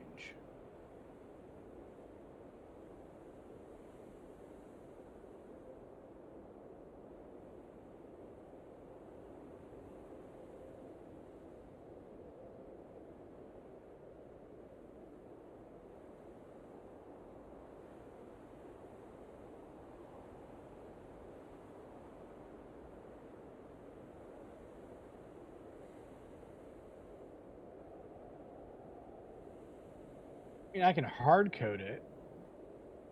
Yeah, well, and then I'm looking into the active effect on this weapon. Mm-hmm. Its name is Shillelagh. It's system.properties adds MGC. I don't know what that means. And then it changes the damage to 1d8.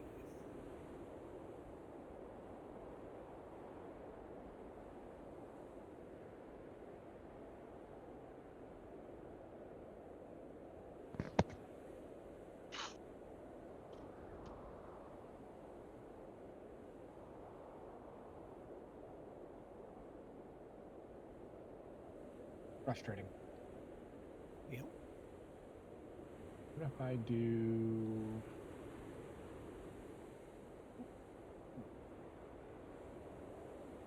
I'll try to dig into that and figure out what's going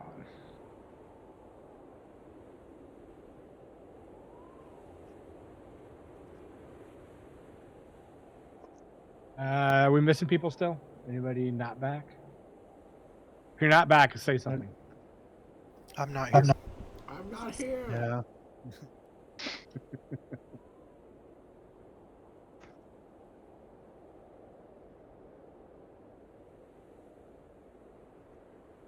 Huh? Yeah, I think everyone else is back.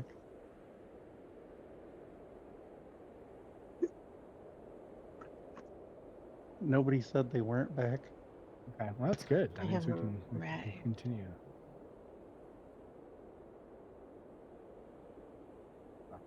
All right. I think we are all here, right? Mm-hmm. I think so, yeah.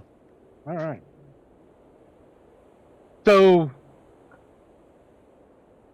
Garrett continues to explain. We were headed up towards that cave entrance. It's up at the top, and that's when we got attacked by that Yeti. I don't know what happened to the rest of everybody. I can always hope for the best that they're okay. While that is happening, Garn, go ahead and see what kind of skills do you have. Go ahead and make me a survival check, please. As you're working on carving up these creatures trying to get the pelts. All right. So the first one, it'll probably take you about 20 minutes or so to fully clean and process this thing. So if you guys are able to stay around, we can totally have that happen. It'll give you a bunch of rations and have a pelt you can do things with. And we can do a short rest while we do that. Yeah, we can do that. So if you would like to take a short rest, I'm going to just say for the sake that this is a strenuous activity. So if you'd like to make a short rest, you can.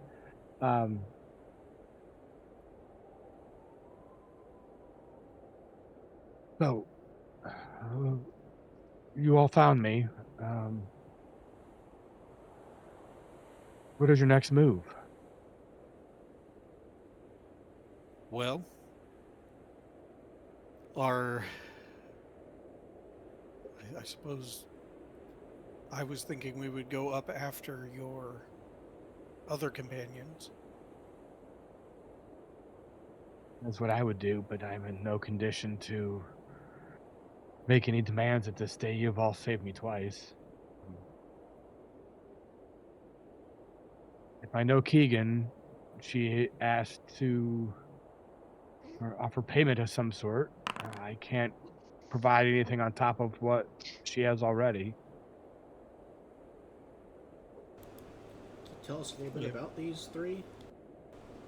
Sorry, Emery, you good? No, I was just going to say we can deal with that when we get back. We'll deal with payment once we get back to safety. And Mastrix is kind of fairly quiet until she's not. She kind of mumbles when she hears things that nobody is paying attention to her. And when she does end up talking, she swears she has the mouth of a sailor. She just swears constantly. So it's perhaps that's why she's usually quiet in public. But I don't know much about her too much. Perlu, the halfling, she just also kind individual, mostly following around Mokingo. I think that's how you say his name. He's here to try to find some Aminyartak. I don't feel like Common is his primary language, but So is he kind of I'm leading not. them, or He was the one that was trying to find this thing to test. They said it was a big white beast. Can anyone who wants to attempt, which I'm sure is most of you, go ahead and give me a history check to see if you have heard anything about this Oyarmantak. is it a beast? Oh yeah, Minartak. I don't Nice, know nice. shit about history. These are the rolls I expected. Yes, yes, excellent. More. Give me more.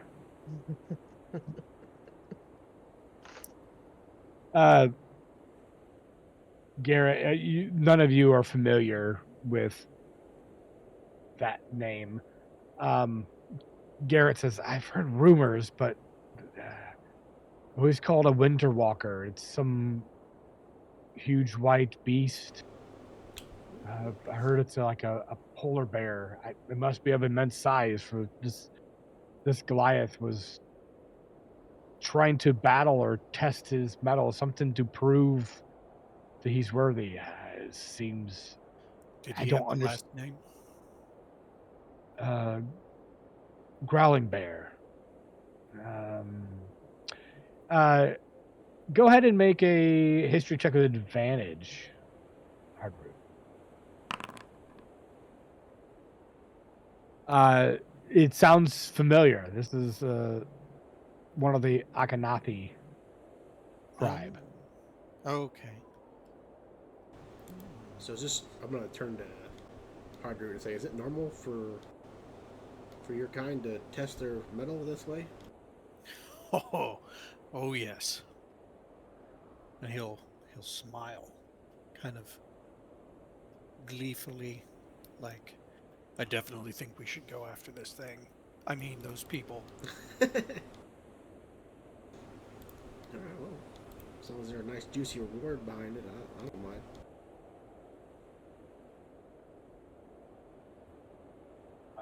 I do awfully appreciate it.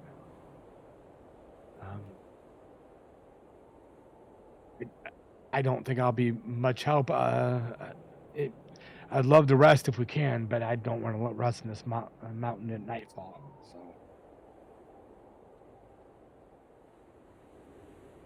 Well, we will continue on and hopefully find them soon. I appreciate it. I can offer my assistance up here. I am very familiar scout, and so I can at least not be fully a burden on you all.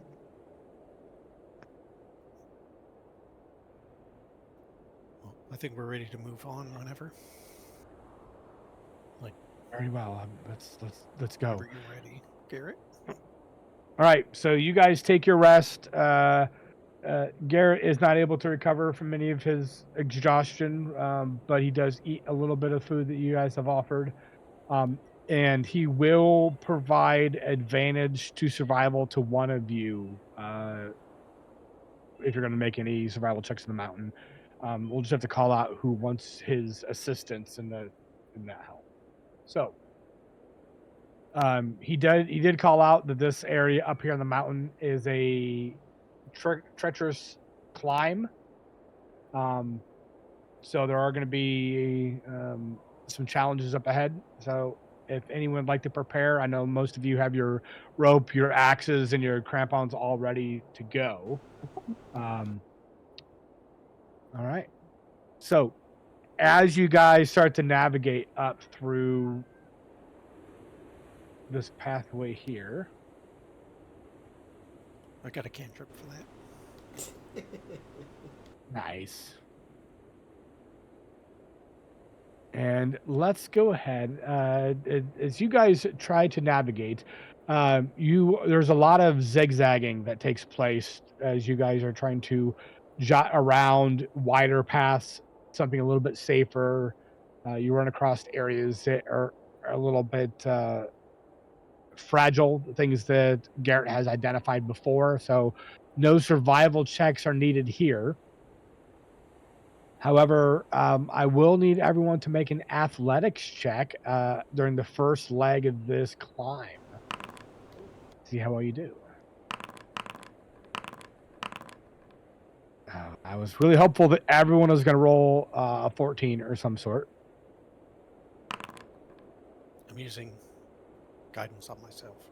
Nice. Okay.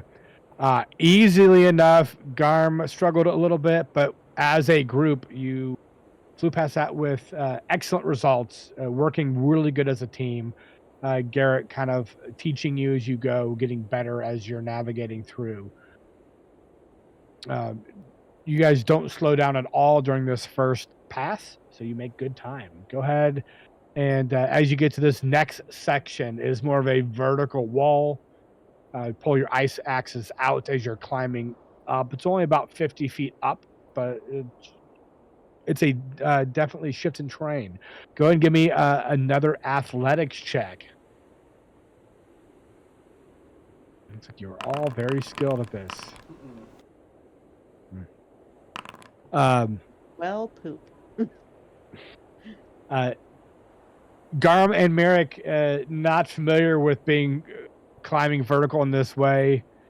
You do struggle a bit more.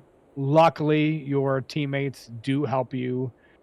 Grab your hand, help shift your weight, take some supplies off of you so it's easier to climb. As a group, you still pass and do not slow down. One last leg approaches. This one's a little bit more treacherous.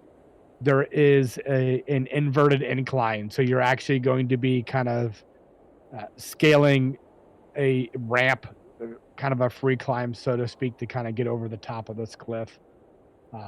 So if anybody has anything special you'd like to do, this would be a good spot to do that.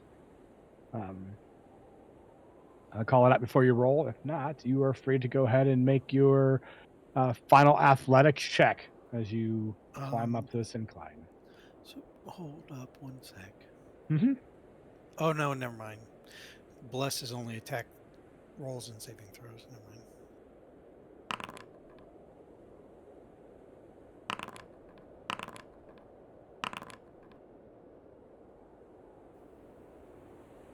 Awesome. Interesting result. Oh, look at that. Okay. Keep rolling sixes. Why do you have a -2, Ryan? I still have a point of exhaustion. Oh. Because we had 2 levels. We really got one taken away. Oh shit! Yeah, I should have that too. You're right.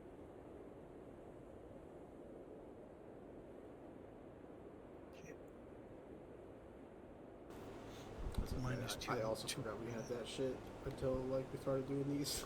Oh yeah, I'm still exhausted. Well, to be fair, so did I. So I'll let you guys slide with it. Okay. As you, as a group, go up this very treacherous climb, luckily you have the gear, you planned ahead. This is an interesting experience. You're all able to get to the top, a little winded, but are free from this perilous climb.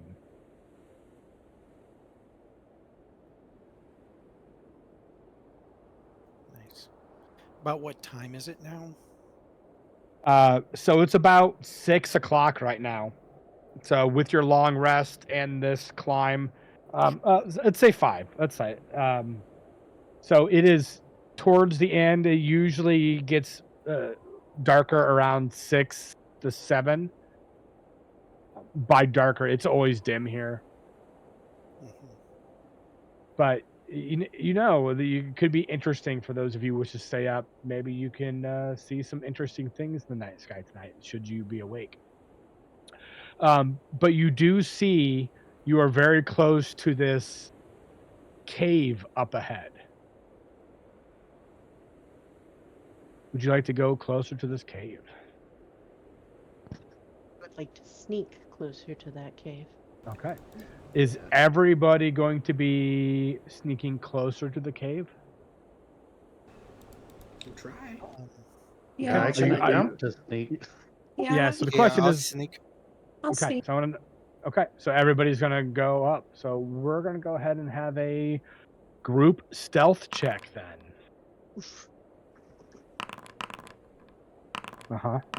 Oh, Yeah.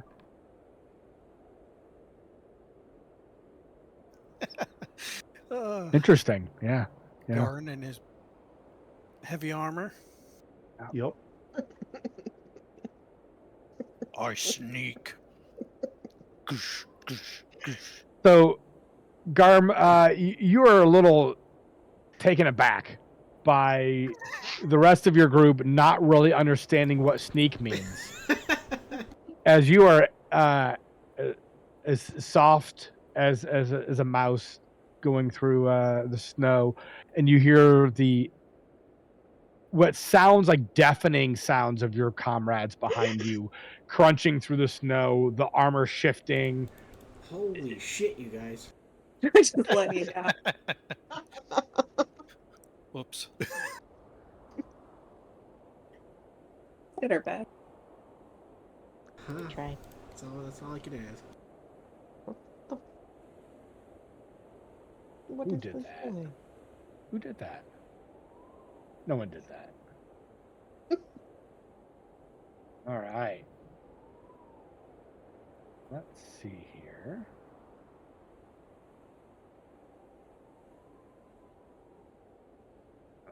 Okay.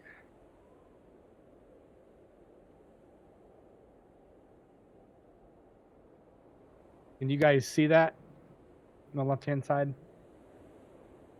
Yes. Oh, yeah. Frozen cave. Hey, it works. Amazing. All right.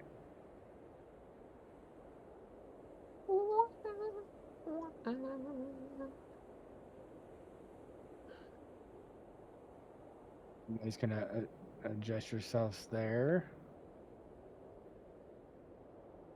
You see to the left as you stealthily snuck up on this cave entrance. You see a 15-foot high, 10-foot wide mouth. You see on the snow in front of the cave entrance is an ample amount of blood.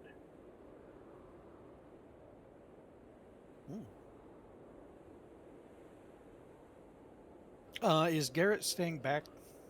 Garrett is staying back. He's not going to venture unless you request him to. He will happily go with you. He just No. He should stay back. okay. I wanna Yes, sneak you up. go ahead. I don't want to jeopardize you. Whatever goes bad. Oh, so I'm gonna cast my good berries, and I'm gonna give him 5 of them. Or no, I'll give him 4 of them, and keep 6 of them. Thank you so much. It truly does help. So he is Don't eat them all at. right now. Oh, he kind of spits one of them back out of his mouth. One per day, just in case. Oh, Just okay. keep you going Yeah, for a few days taking. it does help. Safety. And you can see that for the most part, Garrett is as healed as he is going to be able to get. He's just exhausted. His body's on the edge of functioning for sure. Mm-hmm. No, my whole thought was, if we all die horrifically in this cave, at least he'll have food for a couple days to get back down out of the mountain. Well, A good plan. Good forethought.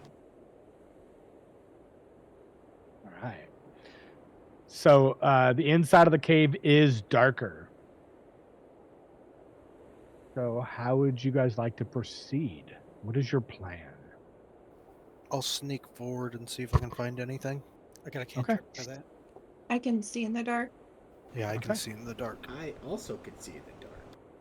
Oh man, look at everybody can see in I the dark. think All only right. 2 people can't see in the dark. I can't fucking see in the I dark. Fuck you cannot see guys. in the dark.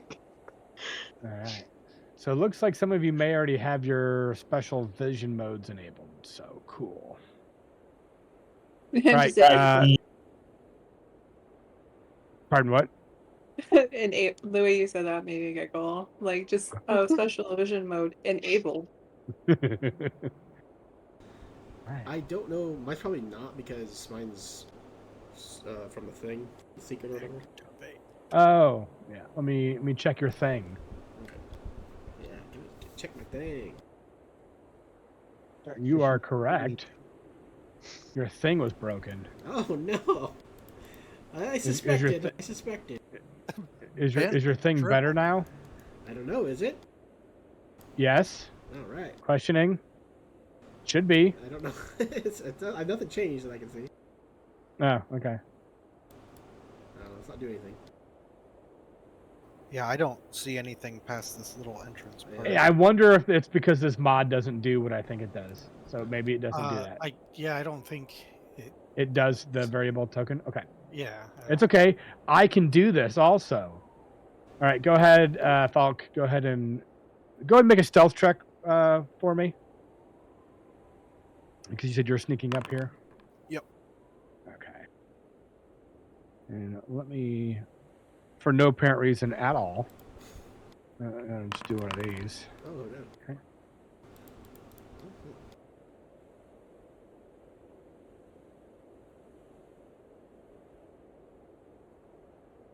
All right. So, with your vision, you were able to see that up ahead. Okay. Why he looks so cute though? So, Looks like he's when you just first walk in, you see this treacherous pathway into this cave with some really deep chasms. Without getting too close, you can't see how deep. They are fairly deep, lethally deep. On the left-hand side, you see a sheet of ice that spans over one of that chasms. It looks like it's able to support your weight, but with too much impact or force, it could cause it to collapse. Okay. To your right, on the edge of your distance, you see a small monkey-like creature. It almost kind of looks like you, but it has more of a angular face, larger eyes, larger claws, white fur. It is only about 3 to 4 feet tall, so it is definitely smaller than you are. Okay. You're not exactly sure what this creature is. You can guess, but it looks like it is playing with a head. Okay. It is It's kind of not. rolling. Go ahead. So it's not a tiefling, a Goliath, or whatever the other guy was. A halfling. Halfling. Correct. It is not those things that you were looking for. However, the head looks like it's playing with is a very stout head. So it might be a Goliath head. It could be a Goliath or any other like very large headed creature. Okay. He definitely humanoid. It doesn't look like it's not overly furry or anything like that.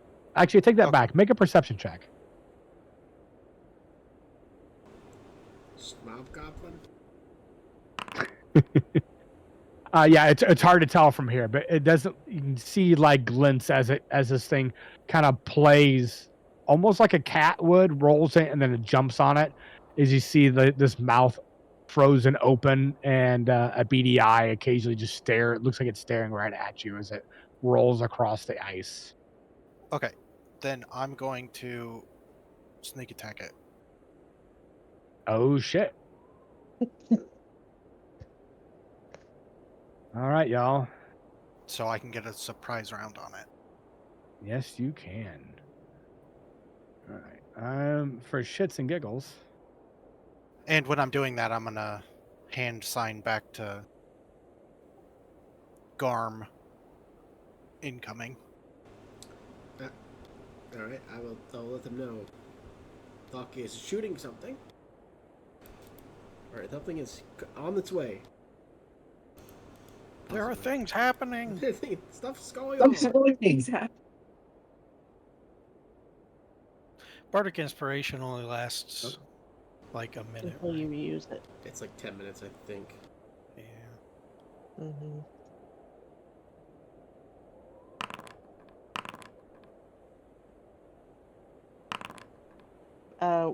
An hour. Oh. Or- Yeah. Ooh. Okay, then I'm gonna add a D8 to my initiative. You have a short rest, so I don't know if that's. And we climbed up. Oh, yeah, we did. Fuck. Yeah. Mm-hmm. I just feel bad about not using it. It's all good. I have 2 more. Oh, that was such a low initiative roll for me. What the hell? All right. So with a surprise round, I'll go ahead and take a first action here. Will it let you? I think it should let you. Game's paused. Game's paused. Let's try again. So I'm gonna move there. Move And where? sneak attack. I Okay. just moved up 5 sides and straight Okay, shot. perfect. Yep. And then I get advantage because you don't know I'm here. Yep.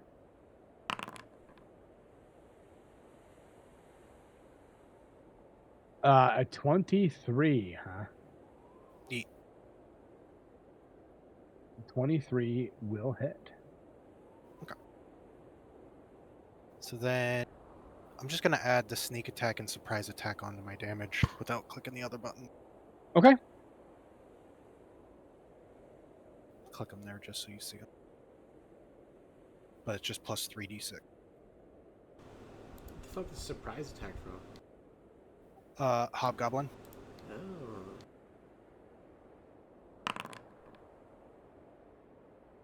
Uh-huh. Interesting. Interesting.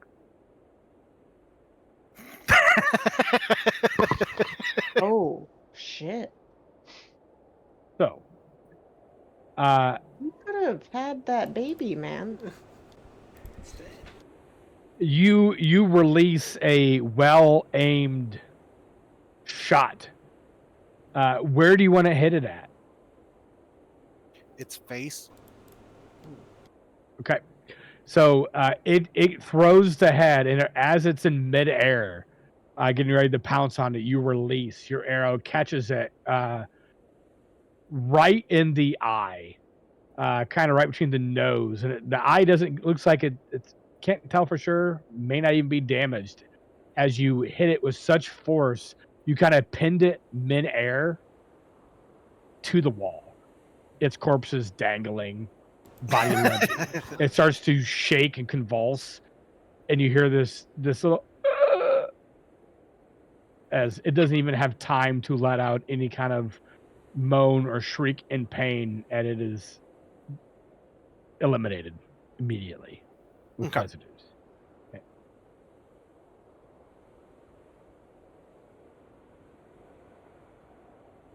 All right. I'm gonna move over here Mm-hmm. and I'm going to But why? wave the other guys up, and I'm gonna sign to Garm 1 down. I'm gonna sign to anyone that can understand common hand sign. I cannot. Alright. He killed one. He fucking killed one. I think I saw it, maybe a little bit of it.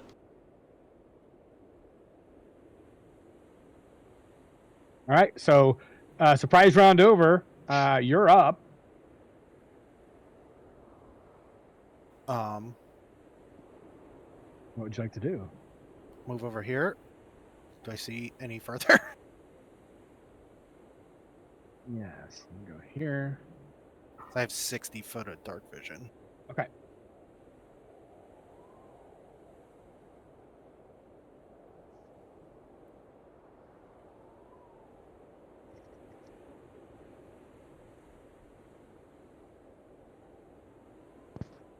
Okay. That is what you can see.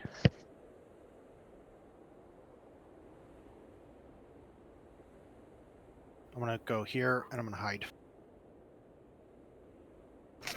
What a bitch! in the snow. If there's enough snow, but I think we're in a cave, so I don't think there's enough snow.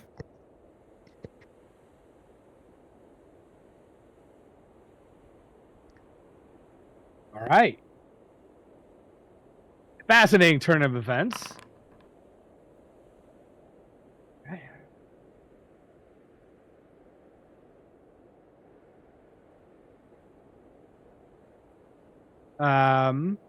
Okay, so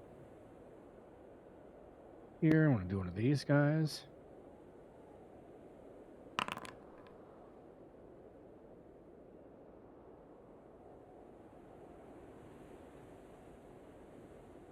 With the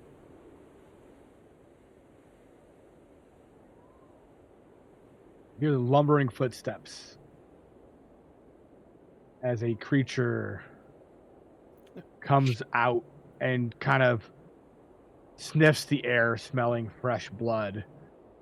Its expression changes as it runs over to this tiny creature, Did you kill its baby? kind of pinned off. It kind of grabs and holds it as it looks around, like it's trying to protect the tiny thing as against this. This is a 12-foot tall behemoth of a creature against its tiny baby. It's looking around, starting to get aggressive, panting, and it lets out a loud scream type of howl as it kind of reverberates through the cavern. And its eyes are glowing with this fierce blue light as it searches around for something that caused this. And that is its turn. Merrick.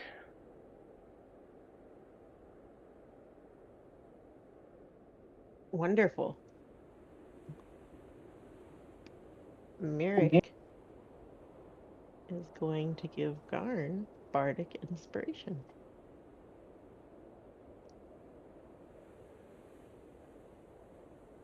So, so basically, Nate went in there, sniped it, this baby, and then hid. Yep, Yes. He's the that new is baby puncher. exactly what happened. Only there was an actual baby, and I actually killed Mine it. wasn't that bad. Yours is way worse. It's pretty fucked up. The Yeah. monsters. We were Um, coming here to kill them. It was playing with a head. Yeah. and I just like pat Garn on the shoulder, and I'm like, "You got this, man." Get in there. Yeah, there, champ. And that's all I do. I'm out of All spells. right. No, that's all right. All right. Garn, how would you like to proceed? Because I am definitely not getting 60 feet within. Just like popping in right after somebody mutilated this thing's baby. Yeah. You don't know I killed a baby yet. I mean, That's valid. We don't know it's a baby. It's a Yeti, Nate, not a baby yet.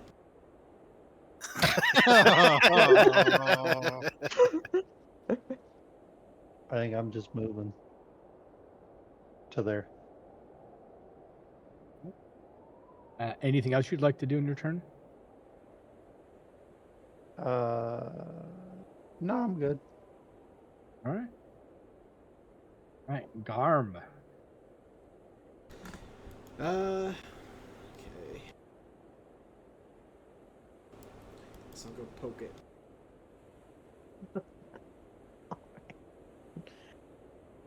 Have fun. Yeah. I will do Nice. marksman. Or hunter's mark, sorry.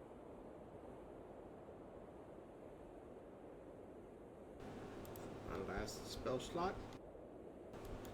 And I will take a shot.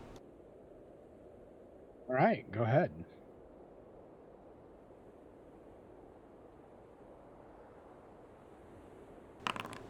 Oh, that's not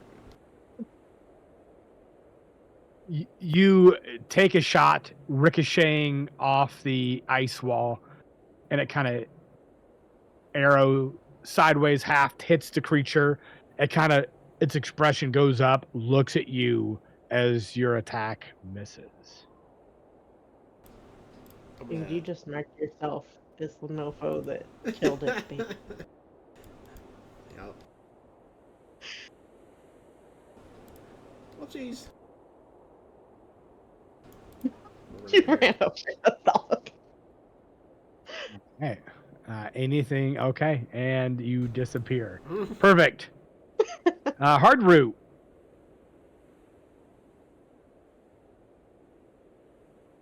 I'm gonna move here. Uh huh. I used all my movement. I can't move away now.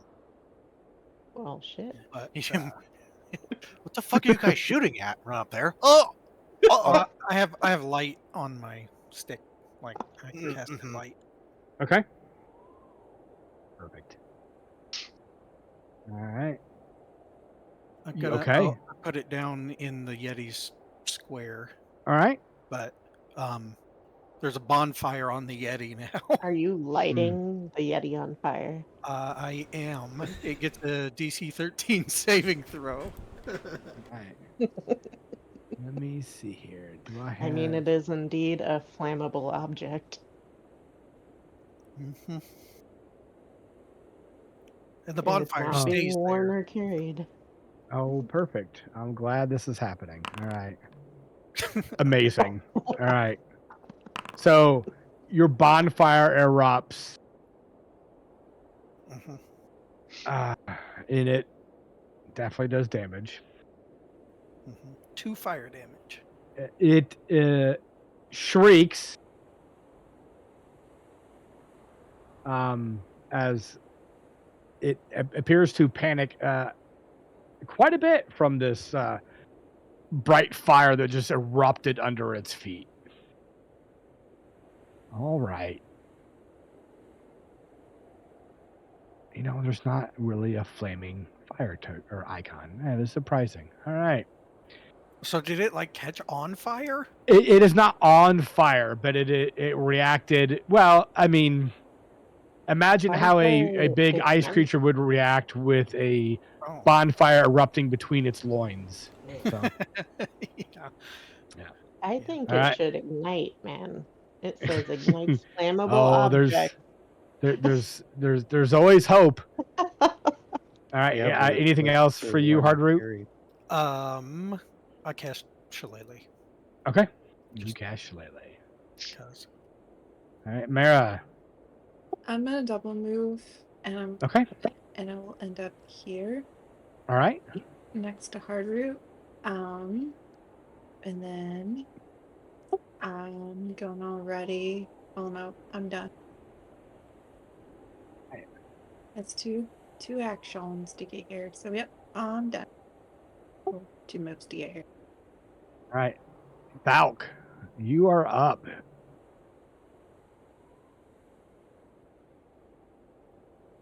I'm gonna shoot it. All right. Try So you and- pop around the corner again. Yep. Did my hide succeed before? It did succeed before. Oh, crit. Ooh, spicy. All right. So I believe I have my settings turned on. So if you trigger a crit, it should factor in its damage.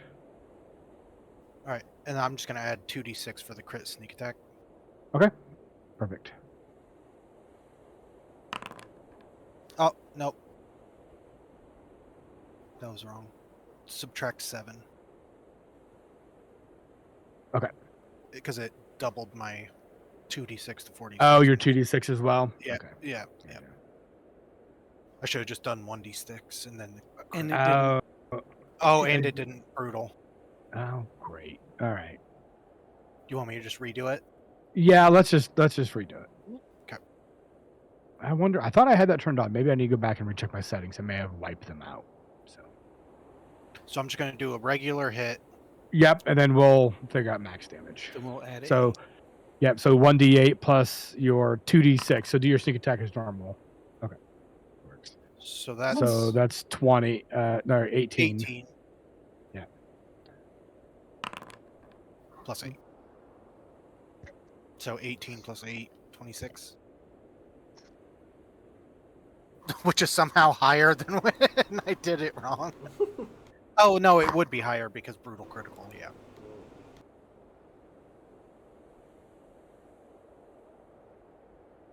It is hurt with that strike on in its center mass. It lets another owl as it tries to move its baby out of the way, fearing that you're trying to attack its child again. It takes a deep arrow shot to the chest. It is slunged over a little bit, not nearly as fearful as it was before. So, What anything else happens from to the you? baby's... No, what happens to the baby's head when it tries to pull it off the arrow? It actually pulled. It didn't go in deep enough into the ice wall. So Oh, it has a okay. baby with an arrow in it. Yeah. Oh, okay. It didn't just rip the baby's head It apart. it did not. The baby yetis are a little bit more Sturdy resilient. than an arrow. Yeah, Okay. It's a little fucked up, man. Well, I was just asking. That's He needed to know. What is that? Is that a fucked up mind theater? Is that not a theater you want to be in? little fucked up. I mean, What? not completely fucked up. Just a little. I mean, it's a little. It's a little. It's fine. Continue. Yep. Nope. So I'm just gonna move back out of line of sight. All right. Oh, my fire isn't there anymore. Should be in that square. All right.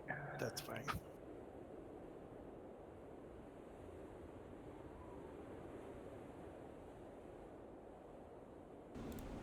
On fire bandit.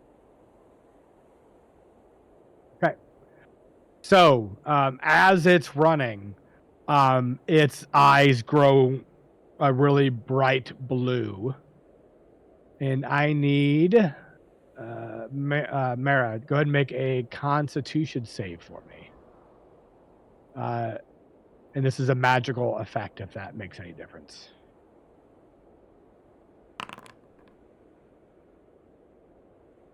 That is a fail.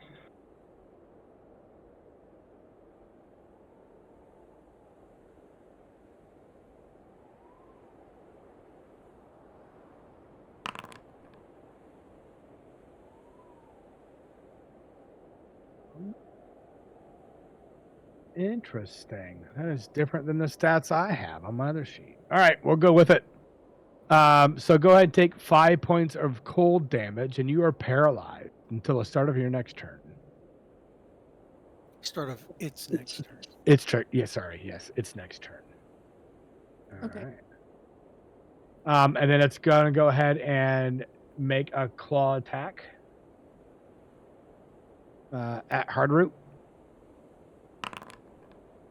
16 hit. Yep.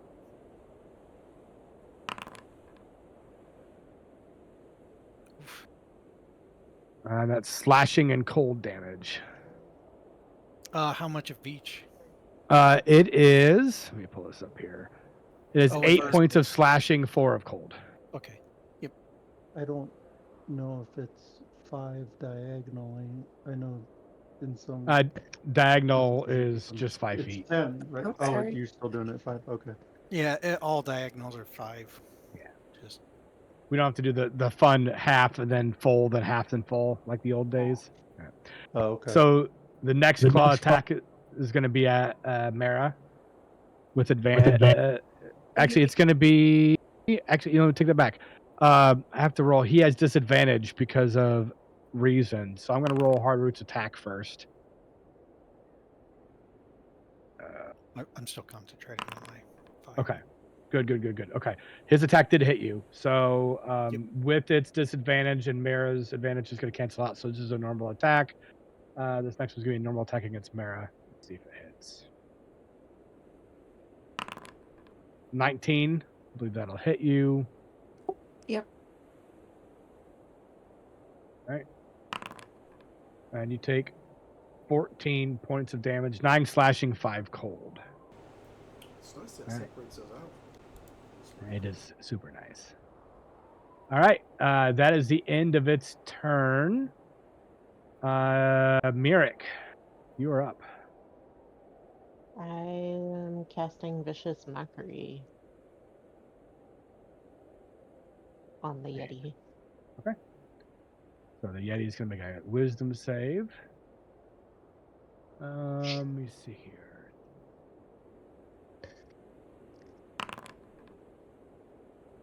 That is a man. fail. Say it. Your baby sucks. No, not anymore. All right. It has a disadvantage on its next attack roll. All right.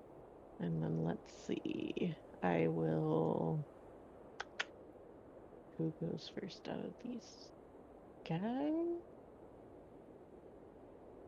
I will use Bardic Inspiration on Mira. And then I'm done. All right. Okay. And Garn is up next. Right. Oh, Garden.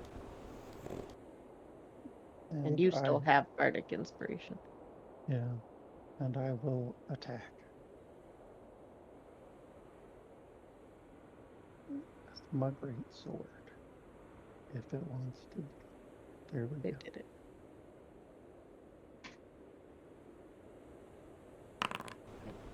Oh, Oof. Ooh. Real good. That one. Not used to fighting in such tight environments, you pull out your great sword and hit it against the side of the rock, trying to not hit your friends, but you hear this loud clanging sound as the blade reverberates in your hand. Anything else you'd like to do? Yeah, I'll just use my action surge then. Perfect. All right. Stealing yourself, you make another attack.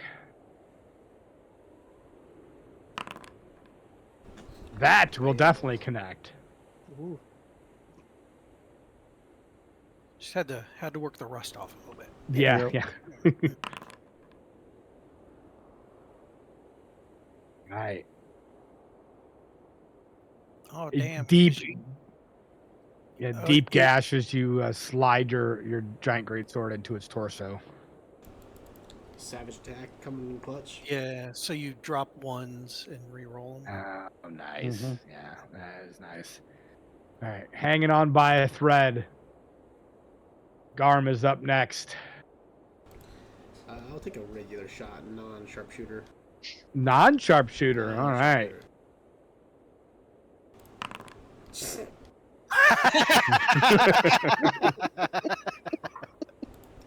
Nope.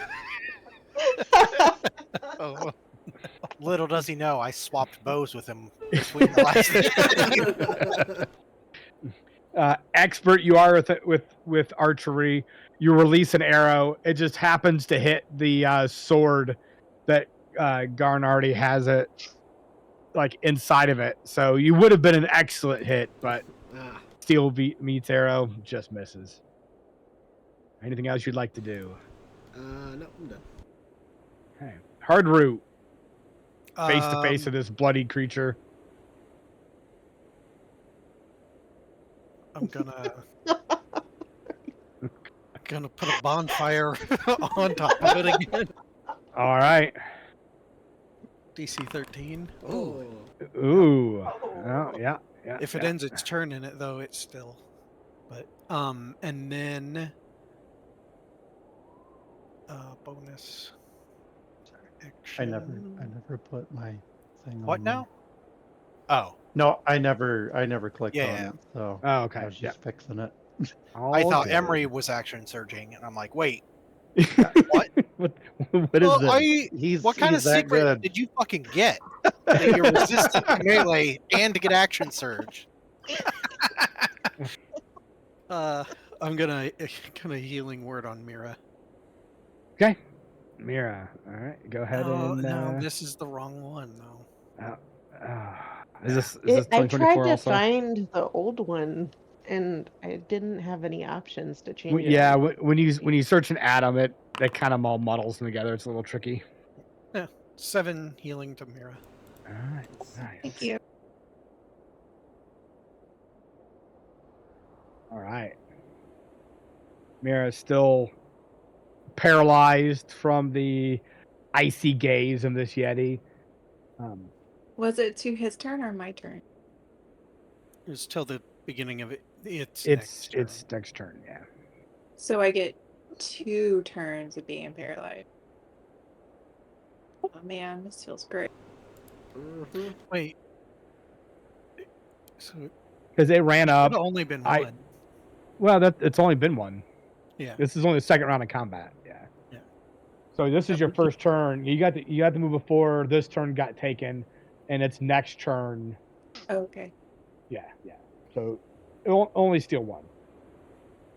But you are at least feeling better. Falk. Melee life. I'm gonna take a step back and then take a shot at it. Okay. So I have to do what is half cover or whatever, or does he have it because he's huge? I'm gonna say he doesn't have it because he is so large. Okay. You can just aim up; it'll be fine. Okay. 17 will hit.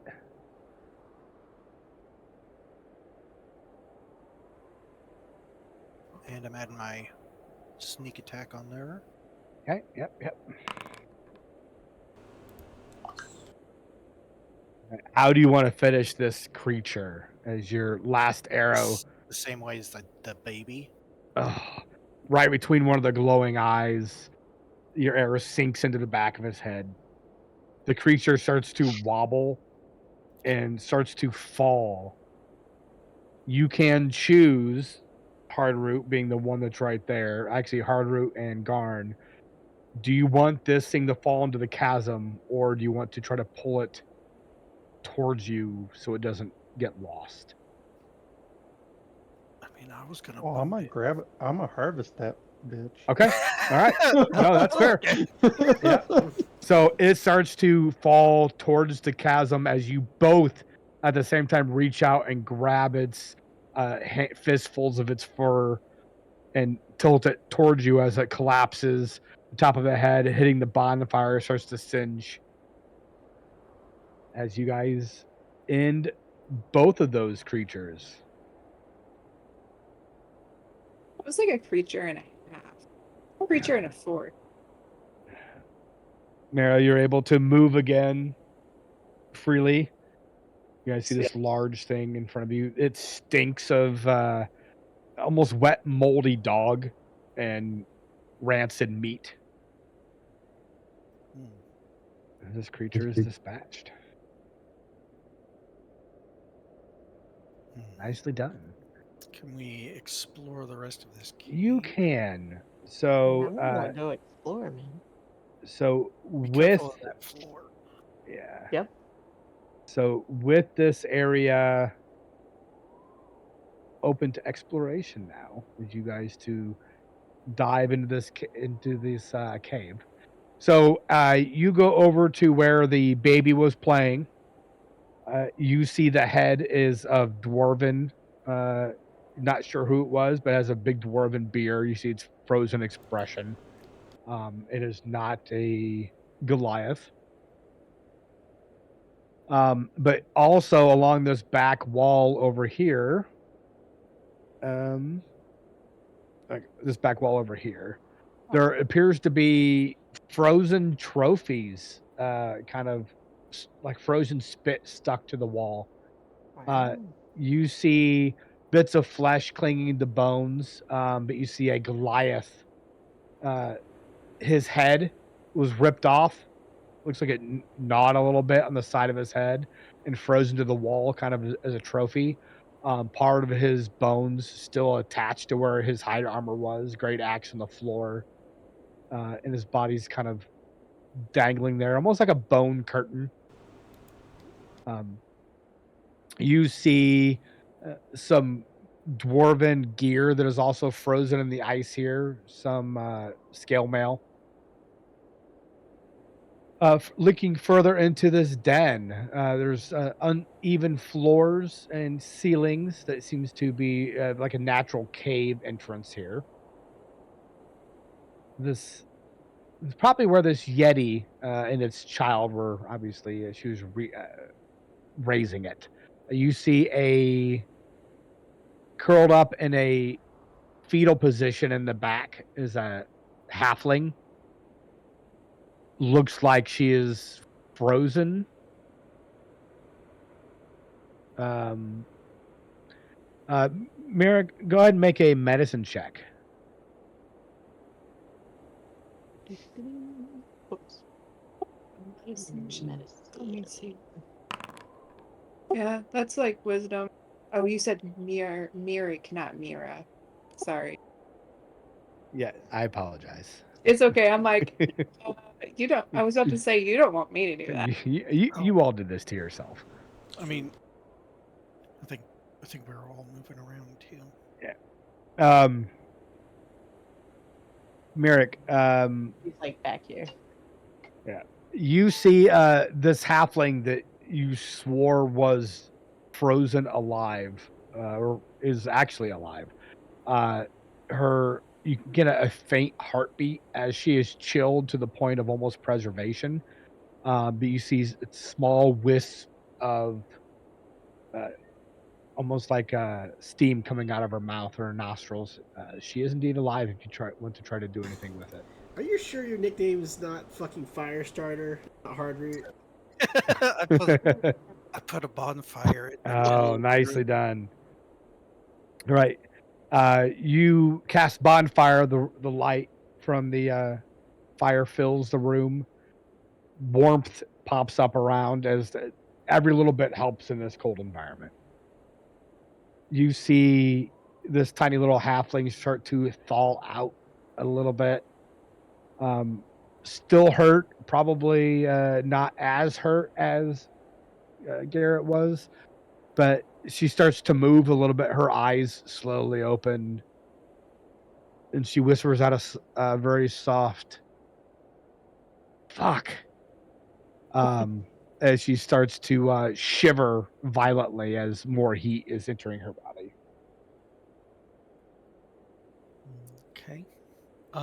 So I guess I'll just maintain this fire here for however long it takes. I'm gonna hug it. The fire or the halfling? The halfling.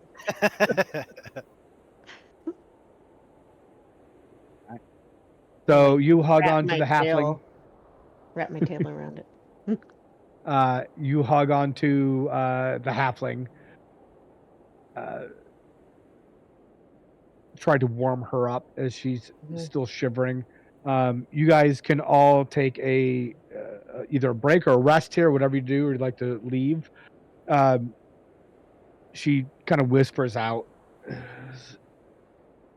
"Is the other one back? Is the other one here?" The other one? I, there were two. The baby, the mama was in the cave, and the dad was out. I think. Sweet. Hmm. It sure isn't back yet. Friends are my friends. Dead. Oh. Garrett is not dead. You guys are calling me fucked up.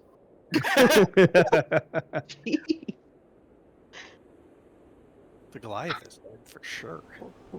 We saved Garrett and Boy. Well, we didn't Oh. save Boy, but You found Asterix. Is she around? Did she make it? do we No see any sign of a tiefling or her book anywhere in here? You guys scoured this area pretty well. No, there's no tiefling in this area. The only thing really of value in here, there's some scale mail armor and a battle axe from a dwarven battle axe if you wish to gather any of that. Everything else is pretty much torn to shreds. Doorbell. I want to skin the baby yeti. Oh, I mean, I was going to do that after I finished with the big one. But yeah, if you want to do that. All right, so I will let you guys know. It will take about 15 minutes for the baby yeti, about half an hour for mama. So if you want to take that time, you are definitely able to. Can we short rest while they're doing that? The dad's gonna be back. Sure. Dad's yeah, gonna we're be gonna get our asses You can do kicked. anything you'd like to do. I want to drag the I would baby like to yeti over leave. here. You're dragging the baby Eddie over there. Yep, and then I'm gonna skin it over here. We like. Why the fuck are you doing that in front of me? I don't want to see that. Figured yeti's good eating. no. Meat's meat. No. Mirik wants to ask the halfling what she remembers like last happening with Astra. We were here with Garrett, and out of the snowbank, the bigger yeti attacked us. I think Astrid got away. I don't know what happened to Garrett. I think he disappeared over a hill. But me and Bear were captured. And you can see as she's talking, as she looks over, she can see Bear's corpse and his frozen head stuck to the wall. She starts to cry. He was our protector. I was here to save him. He had to do this big journey before he would. Sorry. Thank you all.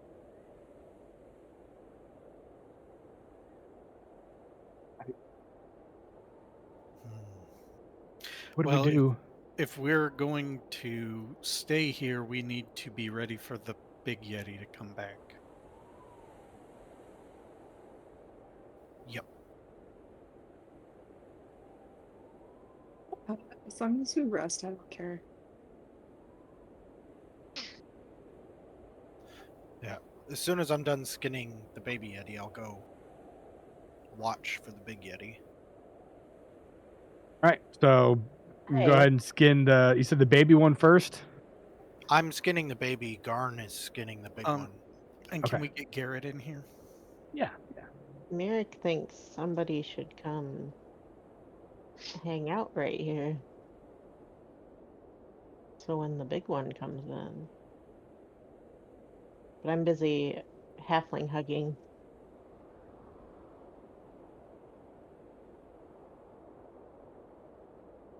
Okay. So we're taking a short rest. Yeah. Okay. You guys can go ahead and take the first half of a short rest.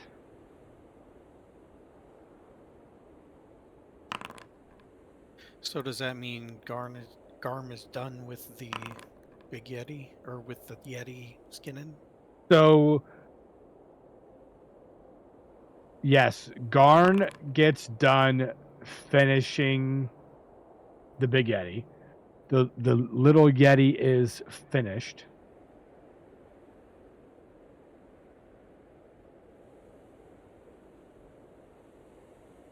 So, Okay.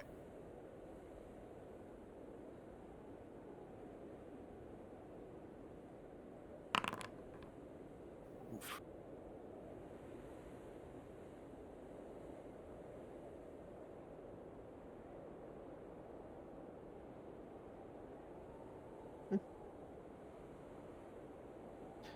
So Garm is just standing out in the middle of. Okay.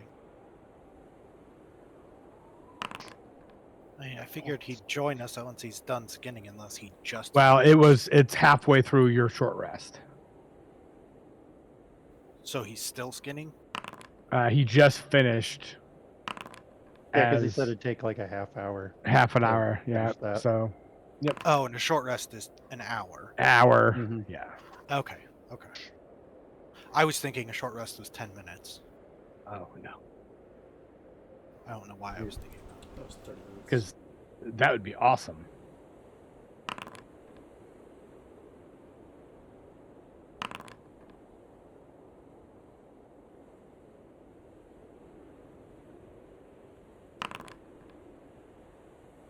All right.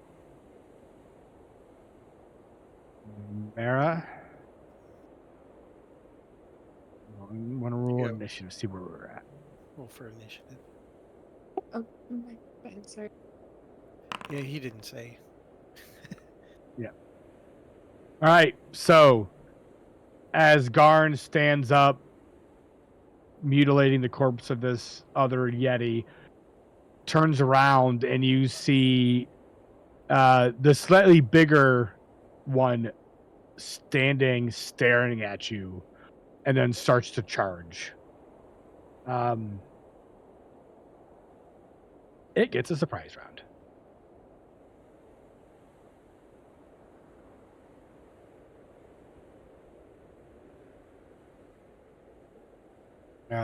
In a rage, it's gonna go ahead and swipe out at you.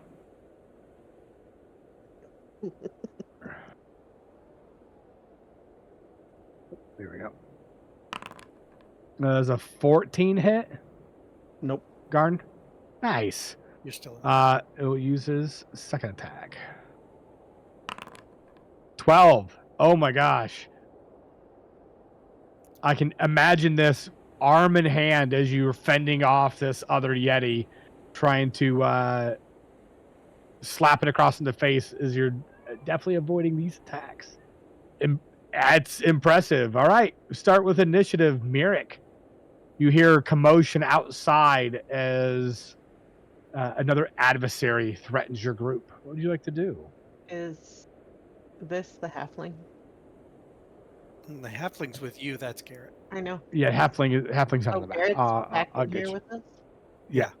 I Oh. I got him because Oh, okay. he was There's outside. a Yeti coming. Yeah. I am just gonna keep hugging the halfling.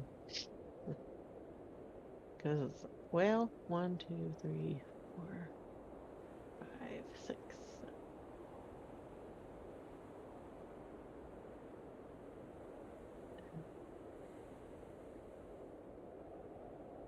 I can get here. Okay. That's gonna be my move. Okay. All right. All right. So, what does Garrett do?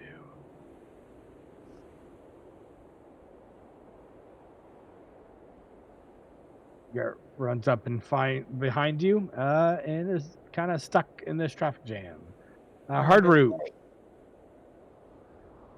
What's going on? Oh crap! There.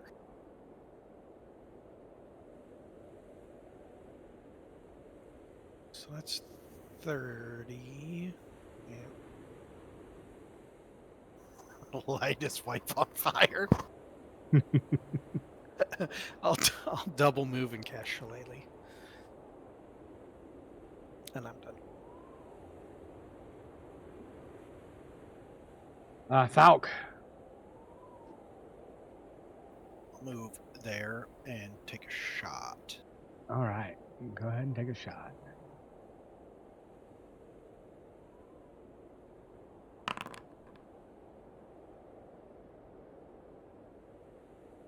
What's up here? 20 will definitely hit. Go ahead and roll for damage. With you can use sneak attack because Garn. Yep. And you can use surprise attack because it hasn't attacked yet. Oh, it has a surprise round. Oh. And surprise Yeah, attack only works in a surprise round. No, The thing you're talking... Yeah. Surprise attack is only surprise round. What you're talking about is an assassination thing for rogues that I don't have yet. I think it's the other way around, but okay. Yeah. If it hasn't If it yet hasn't taken taken a turn. Oh, okay. Yeah. Oh, okay, okay. Yeah, Okay. no, I definitely had those backwards. So better, but yeah, he already moved. Yep, yep. All right, so I do damage. All right, good solid hit. Anything else there? That was a weak baby hit. It was weak, Man, baby hit. no, I'm good. All right. Actually, I'll move back because I don't know Okay. if that section will break off or not. Mara. I think I can double move. Yeah, boop.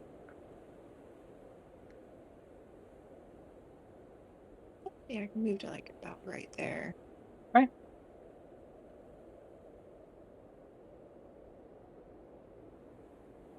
Anything else from you?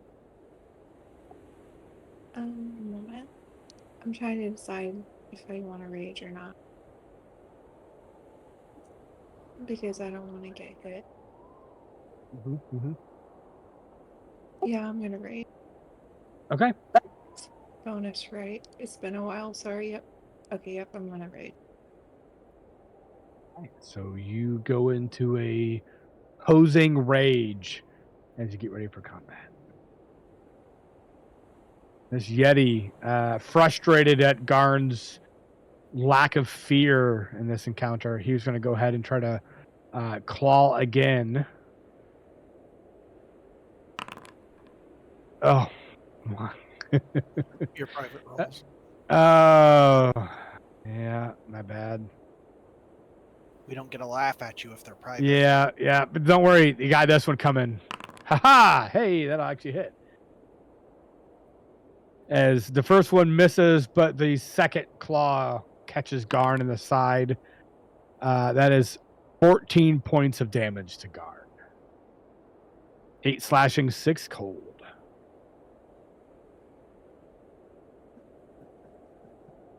Okay.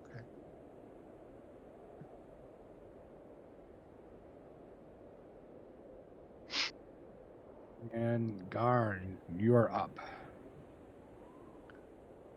So if you select your token and right click the damage, you can just do apply damage.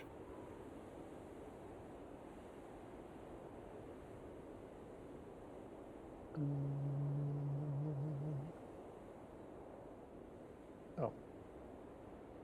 It was what? 14, right? Total. Yeah, if you just select your icon and then look at that card where it shows the damage I did, you can right click on the number 14 and do apply damage to yourself. Oh, okay. Yeah, there we go. Ooh. All right. Now you are up. Garn, what would you like to do? All right. Well, I'm going to use my bonus action to do second wind. Call. Good call. A little bit counts. That's better than nothing.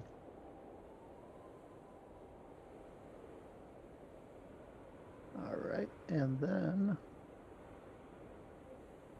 I will attack.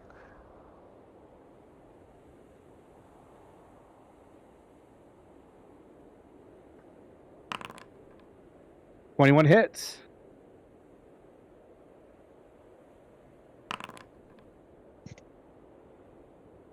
Nice solid hit.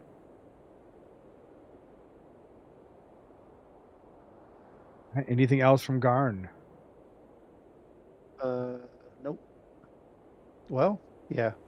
Nope, I'm good. Okay. Garm, you are up.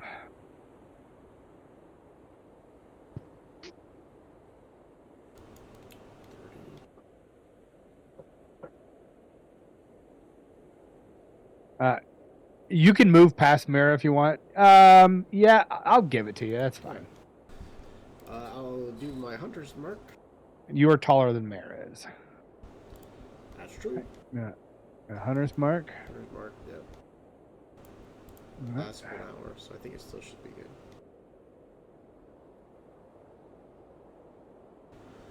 Then I'll shoot. Non-sharpshooter. Okay. Non-sharpshooter. Oh, That's a great. Ooh. Yeah, I should have sharpshooter that. yeah. Oh well. All right. It'll So let's go to double roll your damage. hunter's damage. Mm. Yeah. Yeah.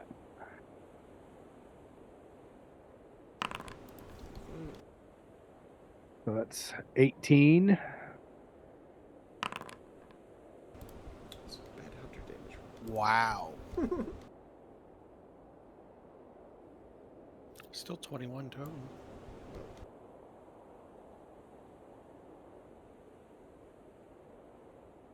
Nice hit. Nice hit. Anything else you got from it? That's it.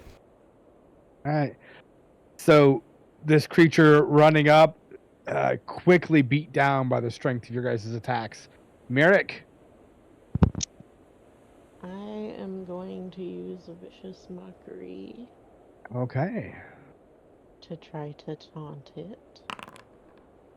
And it fails. You grab its baby's skin from my bag and. Oh my god. Do you know Yep. this guy? Oh, I'm brutal. like, you bitch. All right, he has disadvantage on his next attack. Look out your baby. I'm glad you said skin because I imagined like one of those cheap gorilla masks you throw over your face. Oh, I mean, she okay. could have wore its face. All right, anything else from you, Merrick? Nope. All right.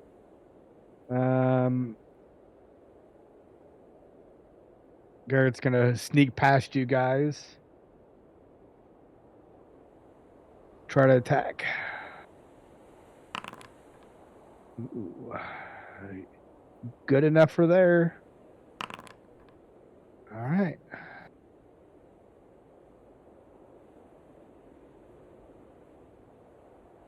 Expert skills, but not able to take it down. Hard root. Up next. You see this large lumbering creature hanging on to life. Mm-hmm.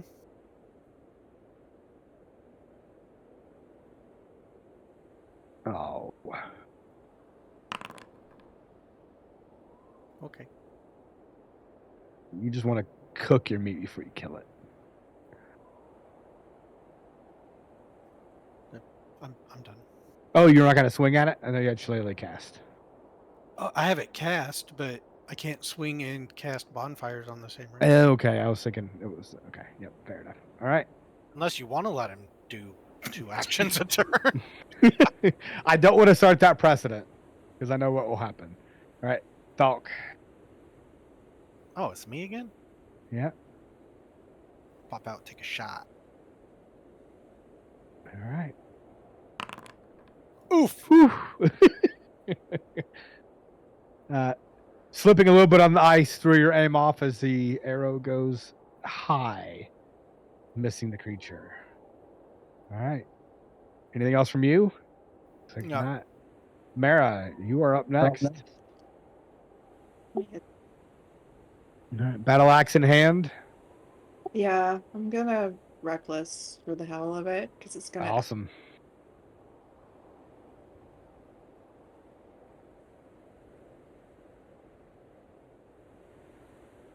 I'm just trying to see here. Sorry, No, you're good. my browser is slow.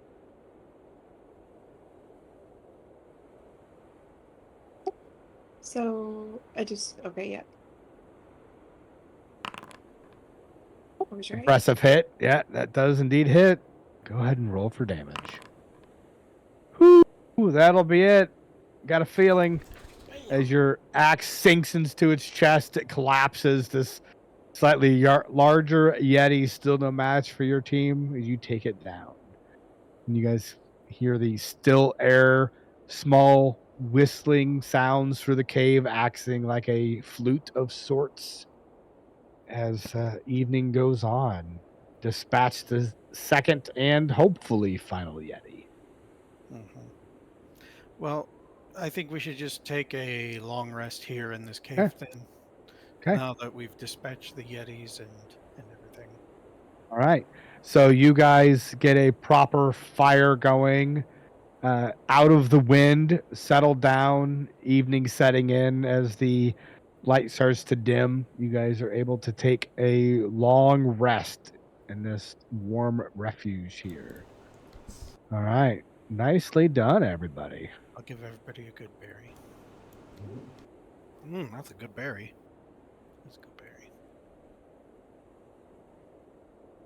All right. With that, will be a good time to close for game tonight. Well done. You guys did a fantastic job taking down 2.5 Yetis, 2 Craig cats. Impressive job. With Woo! plenty of Yeti meat or Craig cat meat, whatever feast you want, you guys roast over the open fire. Both. As Both. the So, as you so what all all do we get from the Yetis? Just pelts from them too, or like horns and shit? so the Craig cats, you have pelts, which are good for Mhm. trade or help you in the tundra, warmth blanket, whatever. The Yeti heads that you have taken off can be used as trophies to be returned in for town, or if anybody has any words out to pay for those. So you can take the heads off of those, and the baby tyke. You can do whatever you want with that little thing. Okay. I skinned it. I want to make You it into a skinned it. cloak Okay. You're gonna have its because it face has on the white. back. Oh my No, god. I was just It gonna could cut be its like face one of out. those Spider-Man things that like Oh. the kids wear, where you pull it Oh. up and the hood light goes over your face. Okay, so the back half of the jaw kind of dangles over your head as you Uh-huh. pull the hood up, the This is baby hood not up. a tanned hide. This is I don't Nope. want that. literally just skin you ripped off of a baby. Uh, I mean, I'm a hobgoblin. I mean that's fair. You're gonna stink. All right, cool. Well, thanks everybody. Yep. Mm. Thanks for Yep. running. Yeah, thank you. So I will see you guys next Wednesday as we figure out how your trek down the mountain goes and what you guys choose to do after you get back into civilization.